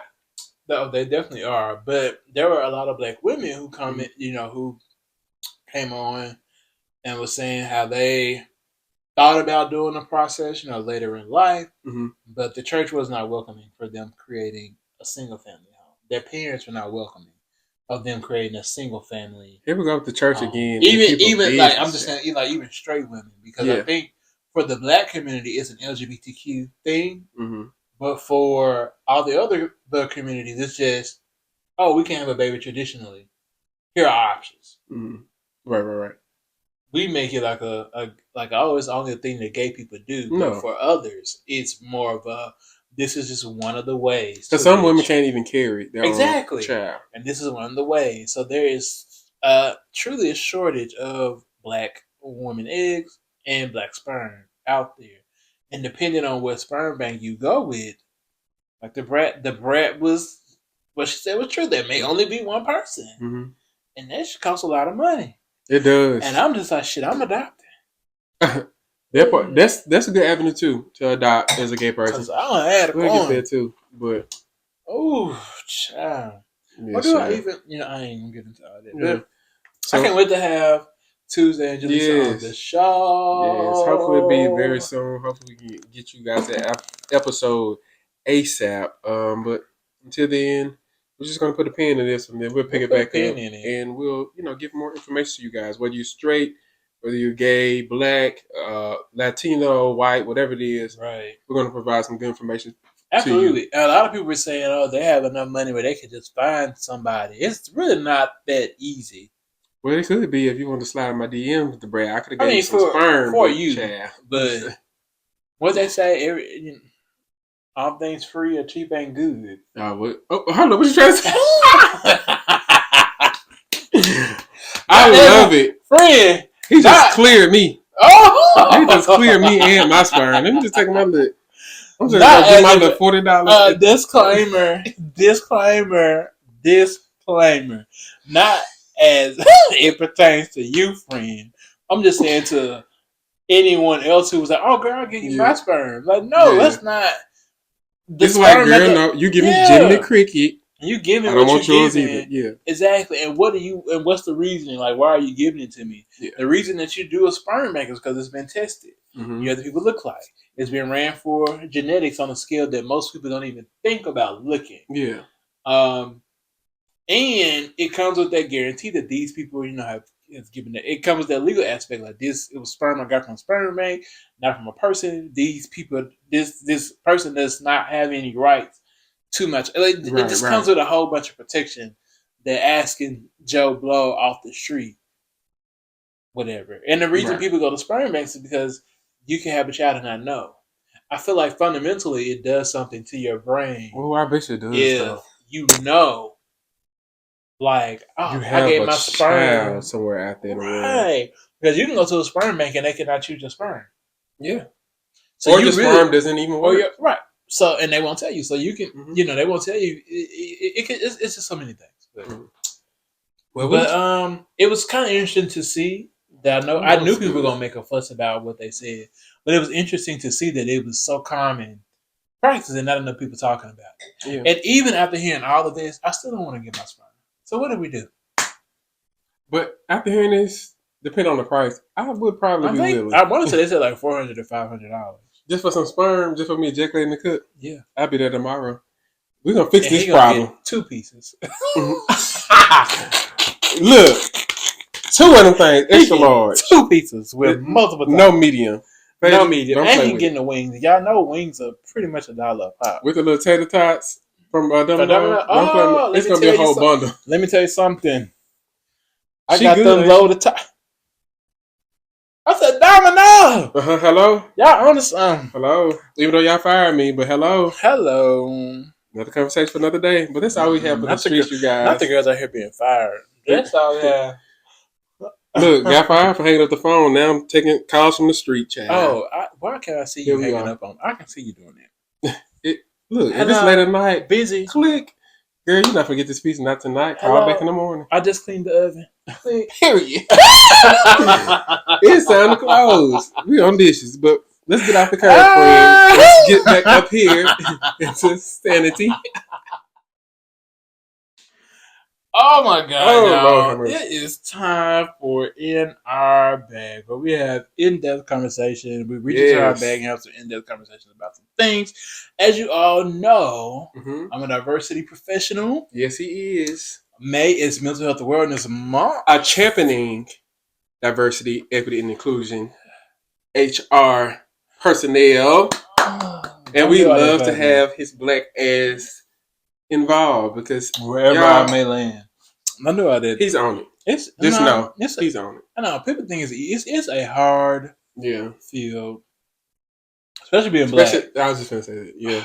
Especially being black, because everybody's telling me looking for you to always provide the solution, and sometimes you have to take the no, and without saying that you took a no. So it's a hard profession, but I enjoy my job, I enjoy where I work, I enjoy my boss, I enjoy all the things, and I'm gonna keep doing it for a little bit until I can, do this until we pop off. Look, how about we both do the same hand?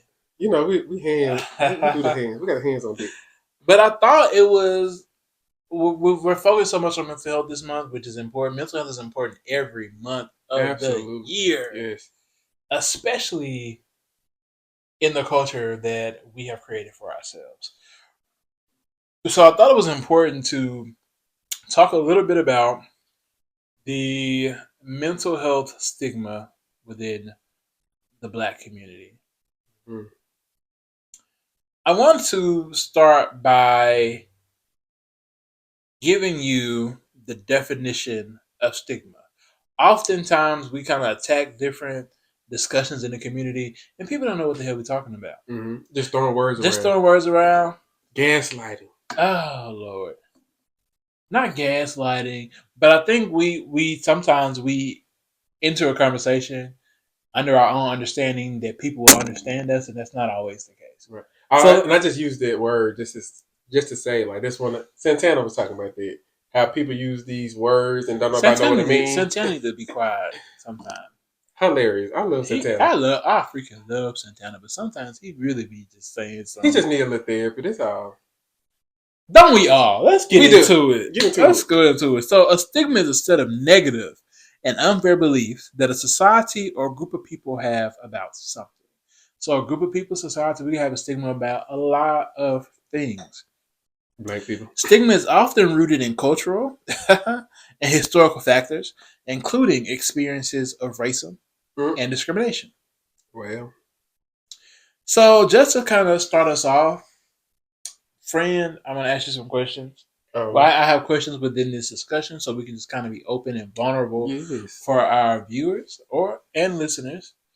And I'm going to answer the questions as well. And you guys answer them with us as well. Yes, if you're riding in your car, you're listening, answer the question to yourself. It's important. Let us know. Send us a DM on Instagram or direct. I don't know how Twitter works, but make sure we see it on Twitter. And we'll circle back and read your response on the show. Yes. I'll make sure we do that. Or in the comments on YouTube. Yes. And we'll circle back and read your response. So I think this is an important conversation. So, friend, what are some common misconceptions or myths about mental health in the Black community? And how do these impact mental health stigma? So just think in general, like what have you heard within our community that has kind of added to this stigma of mental health here? Yeah, absolutely. The first thing that comes to mind right off the bat would be the stigma that's surrounding getting counseling, going to counseling. I'll try to say, like, they use the word shrink, and they try to make it seem like you must be crazy or out of your mind. All these negative psychotic words and things of that nature surrounded about getting help and talking to someone, when it's okay to talk to someone. You need to talk to someone. You need to get the stuff that you compartmentalize. You need to get that out, and you need to talk to someone and speak to someone about those things. So I think that is definitely one of the things that the Black community has created a lot of stigma around, is actually going and talking to someone about your mental health. Well, Fred, I want to piggyback off that. I love how you said the word strength. Diction is very important within any circumstances. And diction is pretty much like the word choice, like the choices of the words that we use to describe situations. Um, I have seen it like when we label people as, oh, they're just crazy, Mm-hmm. or they just ain't got it all. They ain't got no sense. Mm-hmm. They're a little short. They elevator don't go to the top Don't floor. go to the top. They on the short bus. Like You're it's not the those. brightest crayon in the box. Oh, Okay. I'm known for using that one. But those type of sayings and those words add to the stigma that it is not okay to seek mental health counseling or just any kind of help if you need it. So people suffer in silence, which doesn't help your mental health. It does not, and it just increases the stigma that we have. So I want to ask you this question, and it's a little bit more specific. So share what you want, okay, and what you feel comfortable sharing. So, what was or is the stigma surrounding mental health in your immediate family circle? So, how was it for you growing up? Like, what was the stigma surrounding mental health while you were growing up?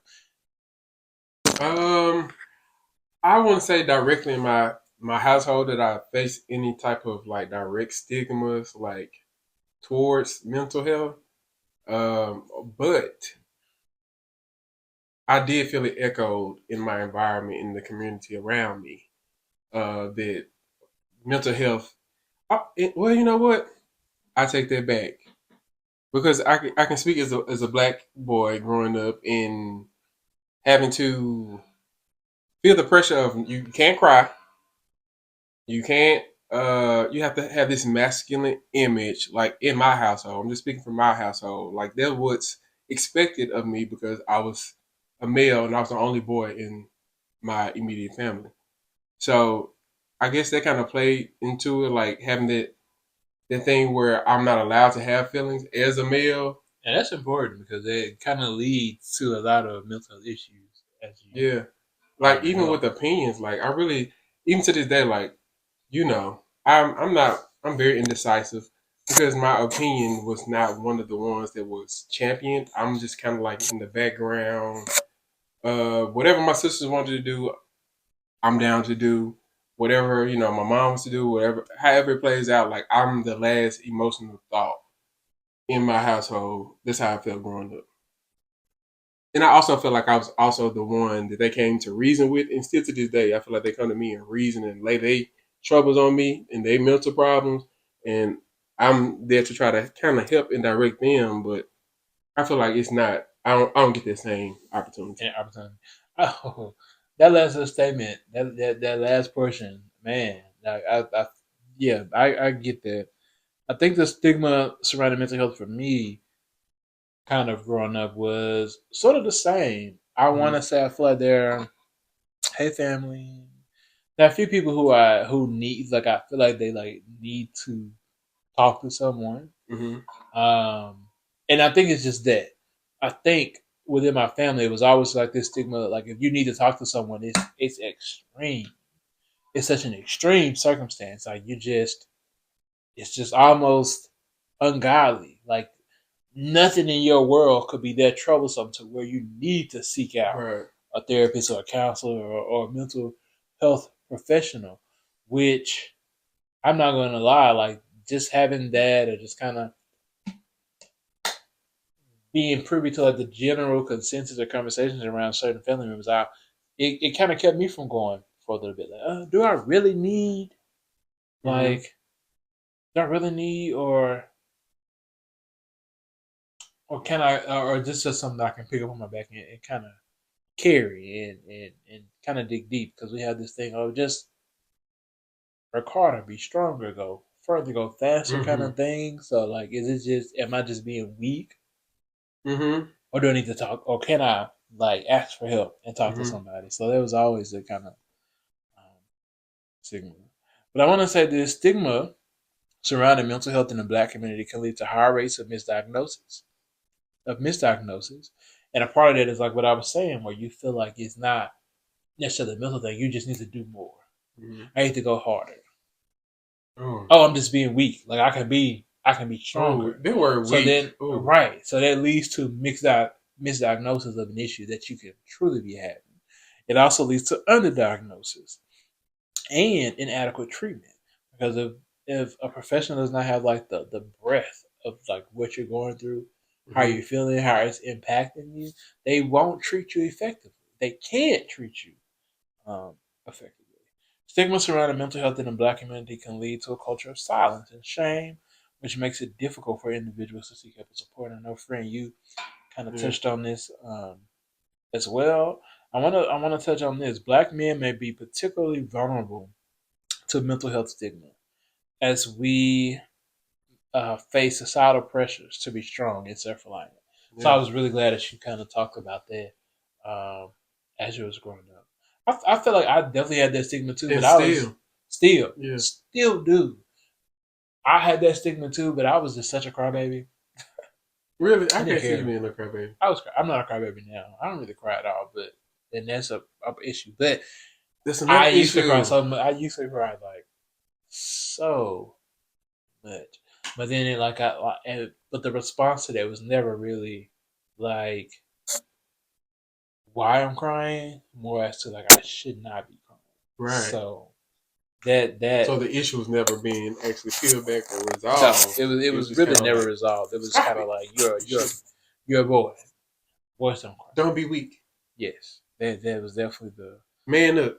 Yeah. Oh God, I hear that one more time. I hate it. I hate it. Put an X on man up. We should not be saying that to young men. Yeah, stop it. Yeah, because emotions are human. It's not male or female. Right. And you as an adult creating something, raising someone to be a future adult should be able to regulate their emotions in an effective way. Speak.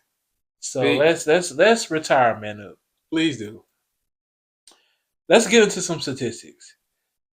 According to a study by the National Alliance on Mental Illness, only 1 in 3 Black adults who need mental health care receives it, compared to half of white adults. The same study found that Black adults are more likely than white adults to rely on emergency rooms or primary care providers for mental health treatment rather than seeing a mental health specialist. And when we say that, look at all of our people who go to the hospital and not only treated for those things that you consider to be mental health, like breakdowns, but dehydration, where they're working themselves so much that they're not enough sleep, not a proper diet. All of those things can be symptoms of a mental health issue. They've got working or walking depression. They are just dealing with undiagnosed bipolar disorder, schizophrenia. These I don't think we talk about enough how these things take so much energy out of our bodies that they will often manifest themselves in different ways in our community, and they often do because at the end of the day, we still got to work. Right? So you have to go make $1. Exhausted, working 2 jobs sometimes. 2 jobs. So just think about that. A survey by the American Psychiatric Association found that only 30% of Black adults with mental health issues receive treatment compared to 50% of white adults. The same survey found that 63% of Black respondents felt that discussing mental health issues is a sign of weakness, and 40% felt that their community views mental health issues as a personal or family matter that should be held privately. And that's a big one. You don't want to bring shame. You don't want people talking about us. You don't want everybody knowing our business. You are speak. Go ahead. Oh my goodness! You better speak. How much time do we have? But that we're gonna make it. But that's the reality of our situation. Unfortunately, what is your outside of the clapping? I wanted to ask, what is your immediate reaction to hearing this data? And from a community view, what practice do you think can help improve this data? Well, right off, I'm not surprised by the data. Number one, it doesn't surprise me at all. And the reason it doesn't is because of the toxic things that, bounces from house to house within our community. Ways to improve the data, I would say, I think it starts with, like you were saying, sleep. Make sure you're getting adequate sleep. Focus on health and fitness. Make sure you're getting the proper nutrition that you need, hydration. Those things are important to not only your physical health, but also your mental health, because we do so much so often as human beings. Like we talked about earlier, like some people are working 2 jobs, 3 jobs, going to school at the same time, taking care of the kids. We take on a lot, and they can have a massive impact on our mental health. So make sure that you're, I don't want to say, well, I guess I can say allocating your time appropriately. You know you have to work 8 hours a day. Make sure you get enough sleep so you can be prepared and energized for that. Make sure you're eating the right nutrition and not putting junk in your body, because a certain amount of sugar, I'm not a nutritionist, but just from things that I picked up along the way, certain sugars and carbs and things of that nature could drain you and drag you down, can have an effect on your mental health. Um, and having these conversations, like, because in our community, like, so we have to get rid of this stigma. Go get therapy. Go get the help you need.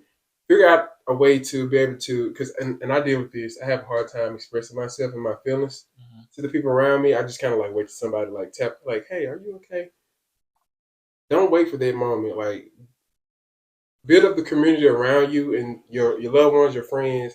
May not always be your family, but make sure you have a strong foundation and unit around you that you can talk to, that you can express those feelings to, that you can just get those things off your chest. I think will help.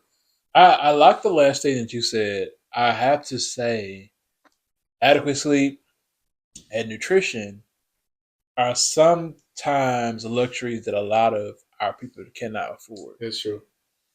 So in the instance that you are in a food desert and adequate nutrition is not available to you in your community, or because we or it's not affordable to you because healthy food is very it's not surprising to me, right. But in the sense of saying surprisingly, it is very expensive. It's ridiculous. It's ridiculously expensive.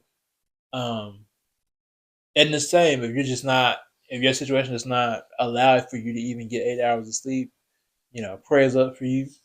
But the piece about the conversation friend, like, that is very important. I feel like a lot of times we see our family members or people in the community that struggling, and we do what we do best, which is like patch, like, you got it, you can do this, you just need this, and this. Well, we don't necessarily point them to the solution to the right resource. I think for me, outside of their friend, because you explained it very well, and I kind of agree with just the conversation aspect.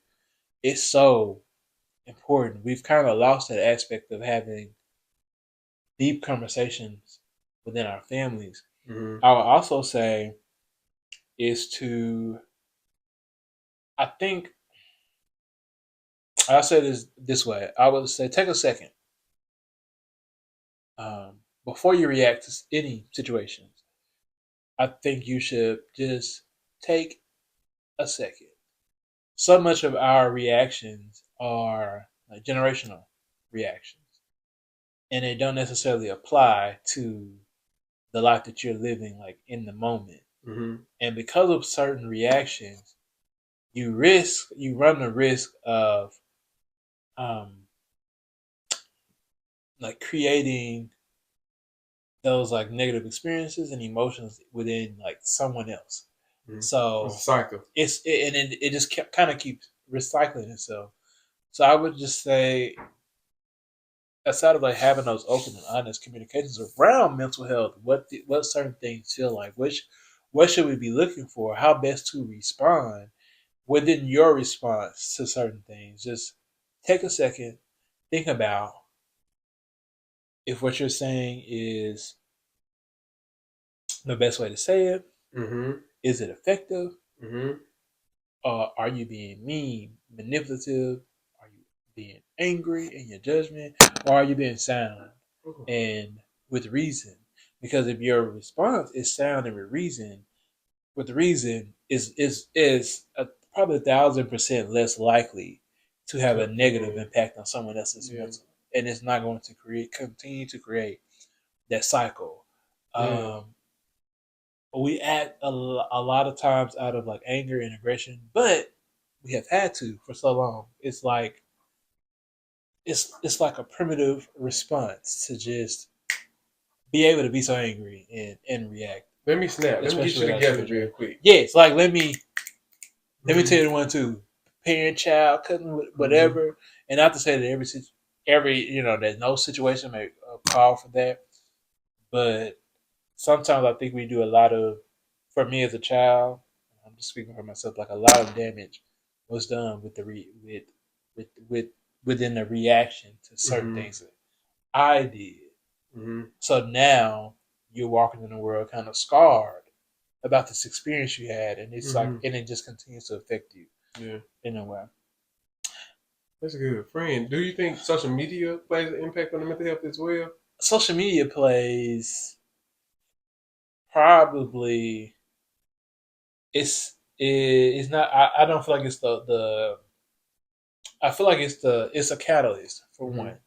So it's definitely driving all of the conversation, and it's definitely driving that.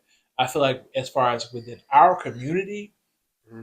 it's second to our families because I think the black family Oh yeah. has a lot to just outgrow in general, Mm-hmm. and I don't think that we're behind like in terms of just not wanting to do it.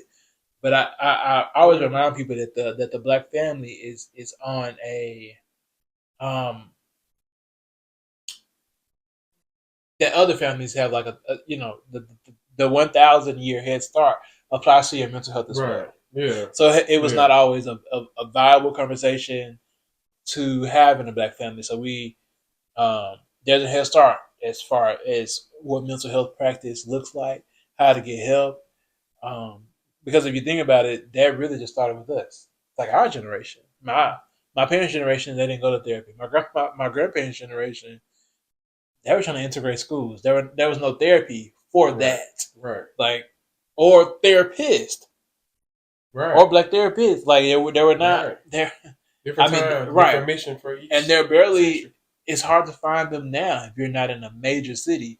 So just imagine back then. So Mm-hmm. we're kind of playing catch up in that aspect rather. But social media does play a huge part, and it is definitely a catalyst for that. I always say, like, I I feel agree. like um, I don't know, people kind of have lost their tact in a way where social media kind of puts you into the world and puts your opinion and your voice in the world. You said it earlier. We're just not empathetic Mm-hmm. anymore, and I think that itself, like, Mm. it's empathy is like should be like involved in your response, the way Right. that you respond to people, And there's no empathy and there is no whatsoever on empathy. social media. There's no empathy. Everybody, I like it's like there's a positive to everybody having a platform, but then we don't think about this all the negatives that Mm-hmm. come with it. The human connection used to be you have to be active, Physical. engaged into it to Mm-hmm. where you're out. It's physical. You have to prioritize probably as a human, you have to prioritize like what connections are better for me to maintain, Mm-hmm. like in my life, versus now it's just easy to have a connection We in about with Joe Blow. anybody. Joe You can Blow, also block Yana. ah, Use that block button and chat. that's where we lose the community part of raising, of being raised, Mm-hmm. where you knew your neighbor, where it was more about a Relationship. relationship community environment because you didn't have 1,000 connections that you were trying to foster at one time. It was the one that was immediate and most needed for you, or that you enjoyed. Right. And that's what we were talking about earlier with the notification thing too with social media, how that gets involved. You didn't Mm-hmm. have all those connections to keep up with in the past. You didn't have cell phones and all that. Only thing you had was face to face, in person. If I see Bob the Builder later on, down the road, I see him when I see him. But as far as now, he can't contact me or reach me. Exactly. Exactly. So I just, we said a Did I say lot. Bob the Builder, You Chad? did, Oh my. Okay. but that's cool. We know Bob. Right. Um, but that's practice for me as to how the community itself can continue to evolve. I don't think we take steps backwards. I always tell people, even a side step or a baby step is still a step forward in the right direction. But just take a pause. Insert a pause into your life. Come on, pause. Insert a pause into your response. Mm-hmm. I feel like I'm not a parent, but I feel like it's very important if you're a parent listening, speaking of, or a caregiver in any way, that you kind of insert a pause. Yes. And in that moment, think about your experience in that person's or that child's situation, and decide like, did my parents or my caregiver's reaction to this impact me in a negative way? And if it did, choose to do it differently. Yes. I want to continue. I have like another stat. Look, 10. Very well said for you. I have another stat for us. So, a study published in the Journal of Healthcare for the Poor and Underserved found that Black individuals are more likely than white individuals to report feeling stigmatized by mental health care providers, with 58% of Black respondents reporting feeling stigmatized compared to 35% of white respondents. So these are our people who have sought care. They're on their journey. 58% of the Black respondents to the survey, like I said, they reported feeling stigmatized. So have you had? I wanted to ask, have you ever had an experience like this? Or just feeling stigmatized? Yes, within your journey to seek mental health care in any way. Well, I can't speak to that. You can't. I can't because I haven't. I feel like I haven't seek like I'm supposed to. Of course, I'm still on my journey to find an actual counselor or therapist. So I'm still in the beginning stages of this. So you have to check back in with me before I can actually give a real, true answer to that. That's fair. That's fair. What about you? Yeah, I've had an experience like this. I've had an experience, and I don't want to be general because so I at one point in time I had a white therapist. Mm-hmm. I did not feel as if we were getting anywhere. I remember you telling me about this. And kudos to him. Shout out to him. He was not a negative person in any way, but a lot of my life is influenced by Black culture and Black things. In your intersection. And my intersection of being gay. He was white and gay. But that was I know, but that's the important. It is, and that was the importance of us having this conversation about intersectionality earlier on in the season because it affects everything that you do. To be a person of color and LGBTQ is a different experience than to be just any other. To be a white person in LGBTQ culture. The Black culture, or any other race, right? And all the other races are going to have their own experiences, but to be a their Black own intersections, exactly. But sometimes, for me, I just feel like I needed something that I can kind of relate to more. Like I feel like I spent a lot of my sessions kind of like just explaining explaining things where if you're a Black person, you just know, right? You get it. It was part of your life. Like this stigma thing itself, like the stigma in the Black community. Black community, right? You understand it. You understand why it's there, and it's not to say that it's not important to white person or Hispanic. Well, Hispanic person probably have a lot more understanding, but a white person or just any other person. Yeah, it's just this is what you grew up this way. So I said all that to say this. I ended my therapy with this therapist, and I found a new therapist. Good for you. I know. For realizing that you can make a change. I think going into it, you don't have to go into it knowing like what you're going to get out of it. But I've had other friends as well who have had multiple therapists. You continue to go until you find someone that suits you. Mm-hmm. Therapist is almost like a teacher in a sense, like just it's kind of like grade school, where the teacher was more general to having to adopt to 26 students as a whole. With your therapist, you continue to go until you find the one person that works in that works with you. Like you don't need to adapt yourself. Just find a person who fits you. So I did that. They understood, of course. And like I said, even if that brings you anxiety to say, I don't feel like I'm being served, well, you can just end it anytime, and just continue, just continue your search. And it wasn't like an immediate like I'm looking, I'm done. I did just leave, I quit that therapy practice. I ended those sessions, and it probably took me like another year and a half. And I was like, okay, I'm having these same issues within my personal life.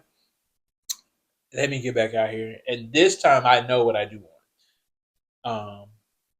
But I wanted to say, like, I do have friends who very black, very gay, or just very black, who have white therapists, and it works for them. Yeah. And Just it works depends for on them. you It and just your depends on situation. you. I was in a situation where I feel like I spent too much time explaining um,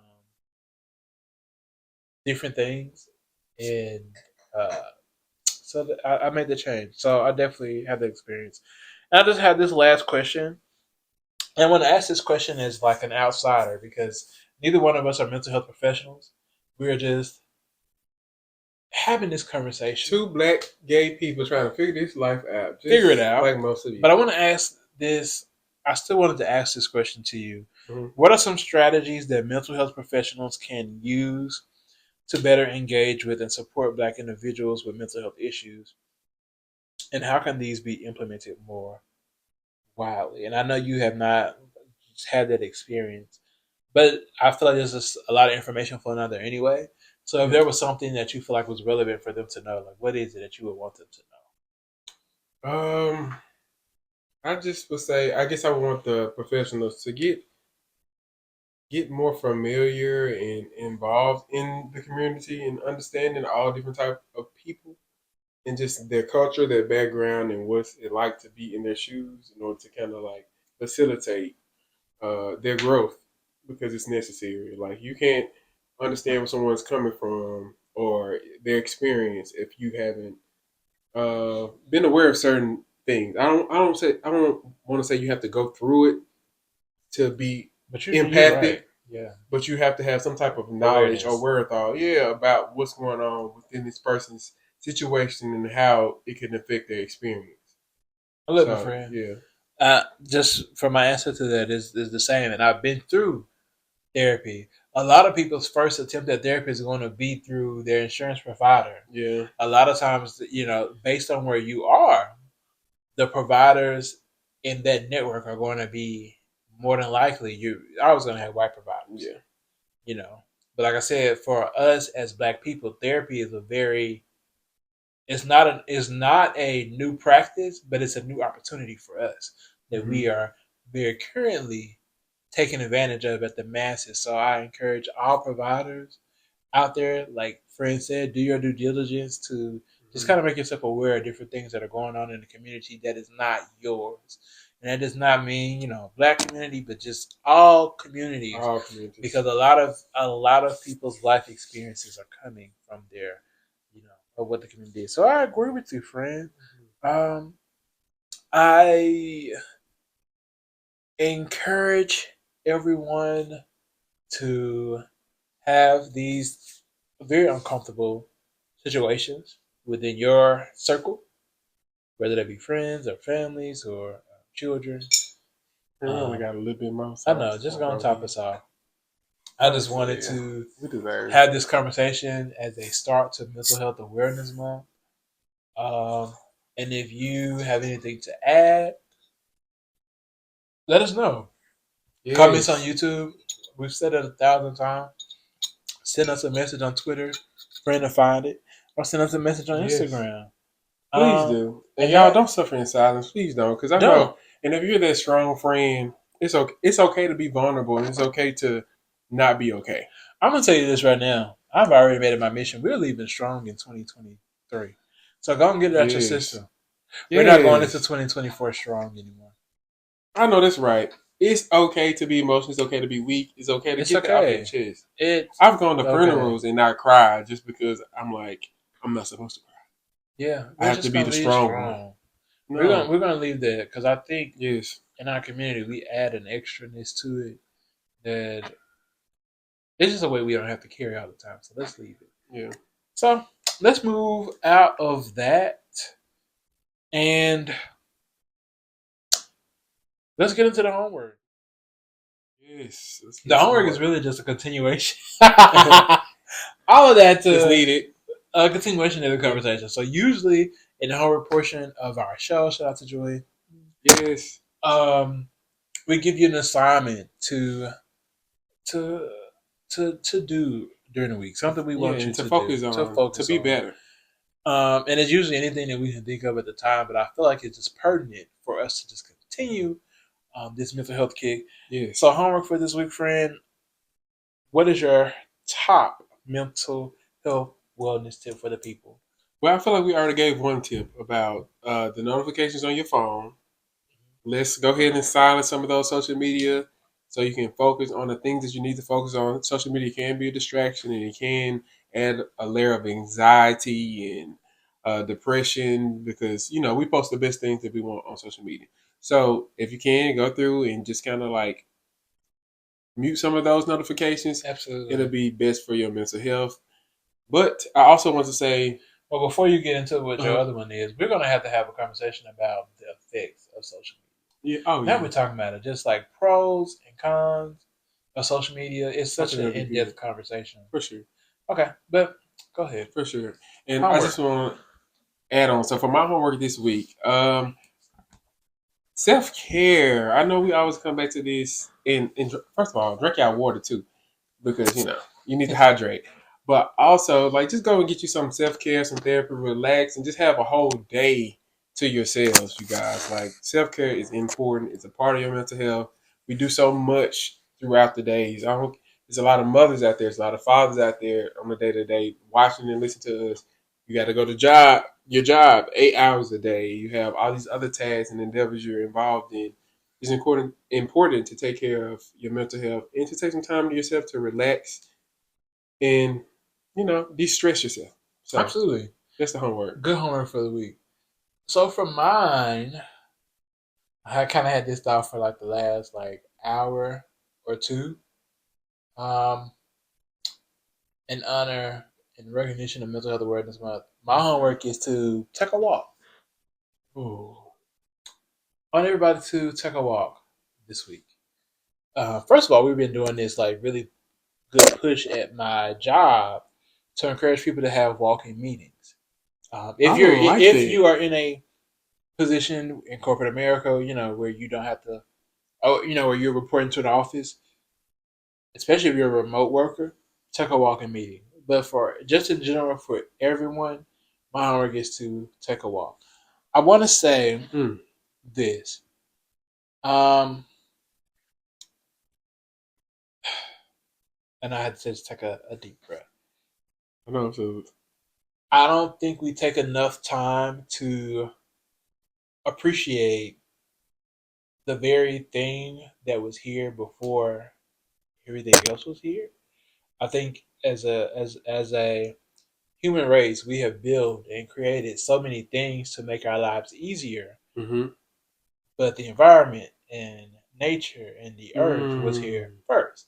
And honestly, no matter what you believe in, whether it's Christianity like us, Judaism, uh, Mm-hmm.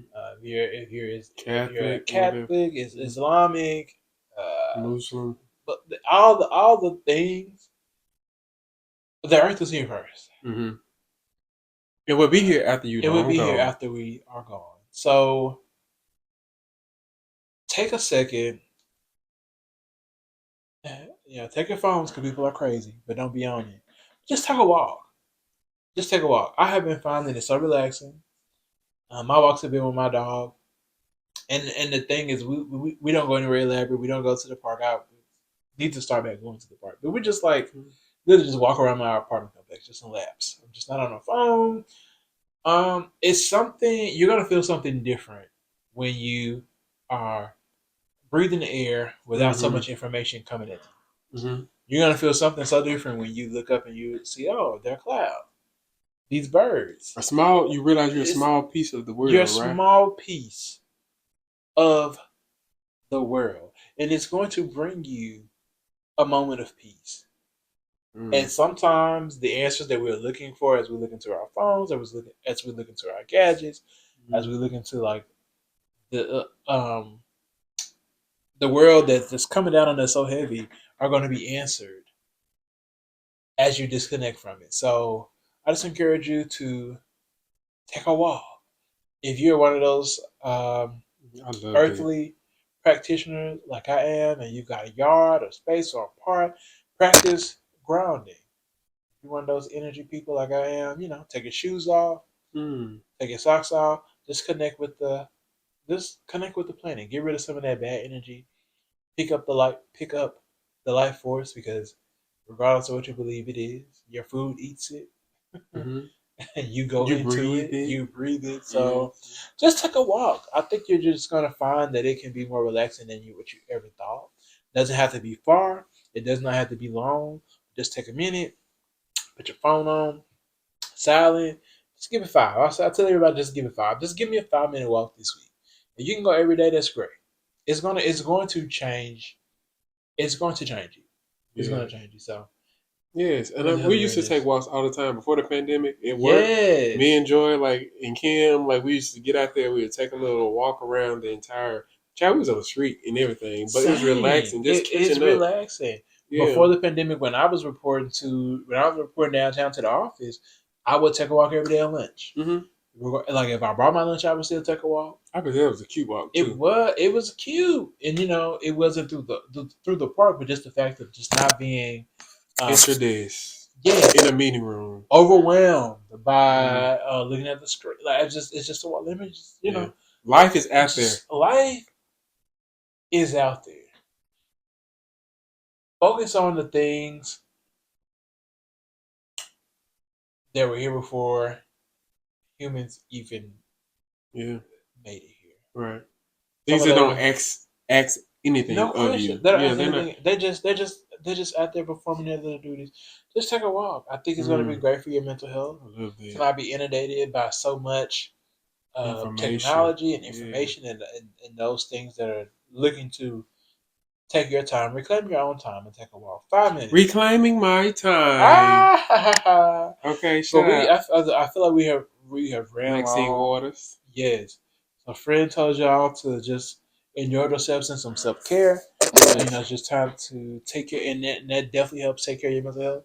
And then for me, my homework for the week is to take a walk. Take a walk, breathe, just take a walk. Just breathe. Yes, let us know how it's been working for you. And with that being said, friend, any final thoughts? No, I think this was a great episode. A lot of great information was shared. Yeah, so I just want to leave you guys with, of course, follow us on social media. Because now it's back to the business. Make sure y'all follow us on Instagram at 2 Gold Mics Podcast, and make sure y'all follow us on Twitter at 2 Gold Mics.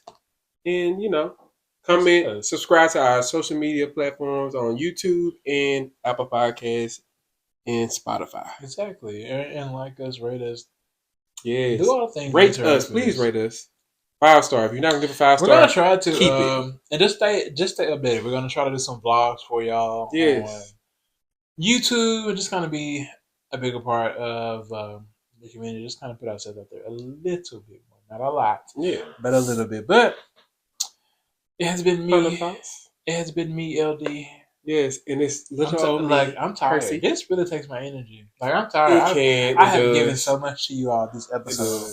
It does. We talk about a lot of deep topics, and the only way that you can talk about them effectively if we go deep and emotionally and personal. So it takes a lot, but we're here for you guys, and we want to make sure that we're And this is the longest episode we've probably ever done, and there will never be this long again. It was intentional. Honestly, in my mind was like, let me try to make sure I pull back and not go into. I did too, but it happens every time. It is. Okay, so we'll just keep talking. Yeah, we're gonna keep talking, y'all. Feel free to log off. I'm LD. I'm Percy. Deuces, pieces. Y'all have a great week, and we love you. We love you. Bye-bye.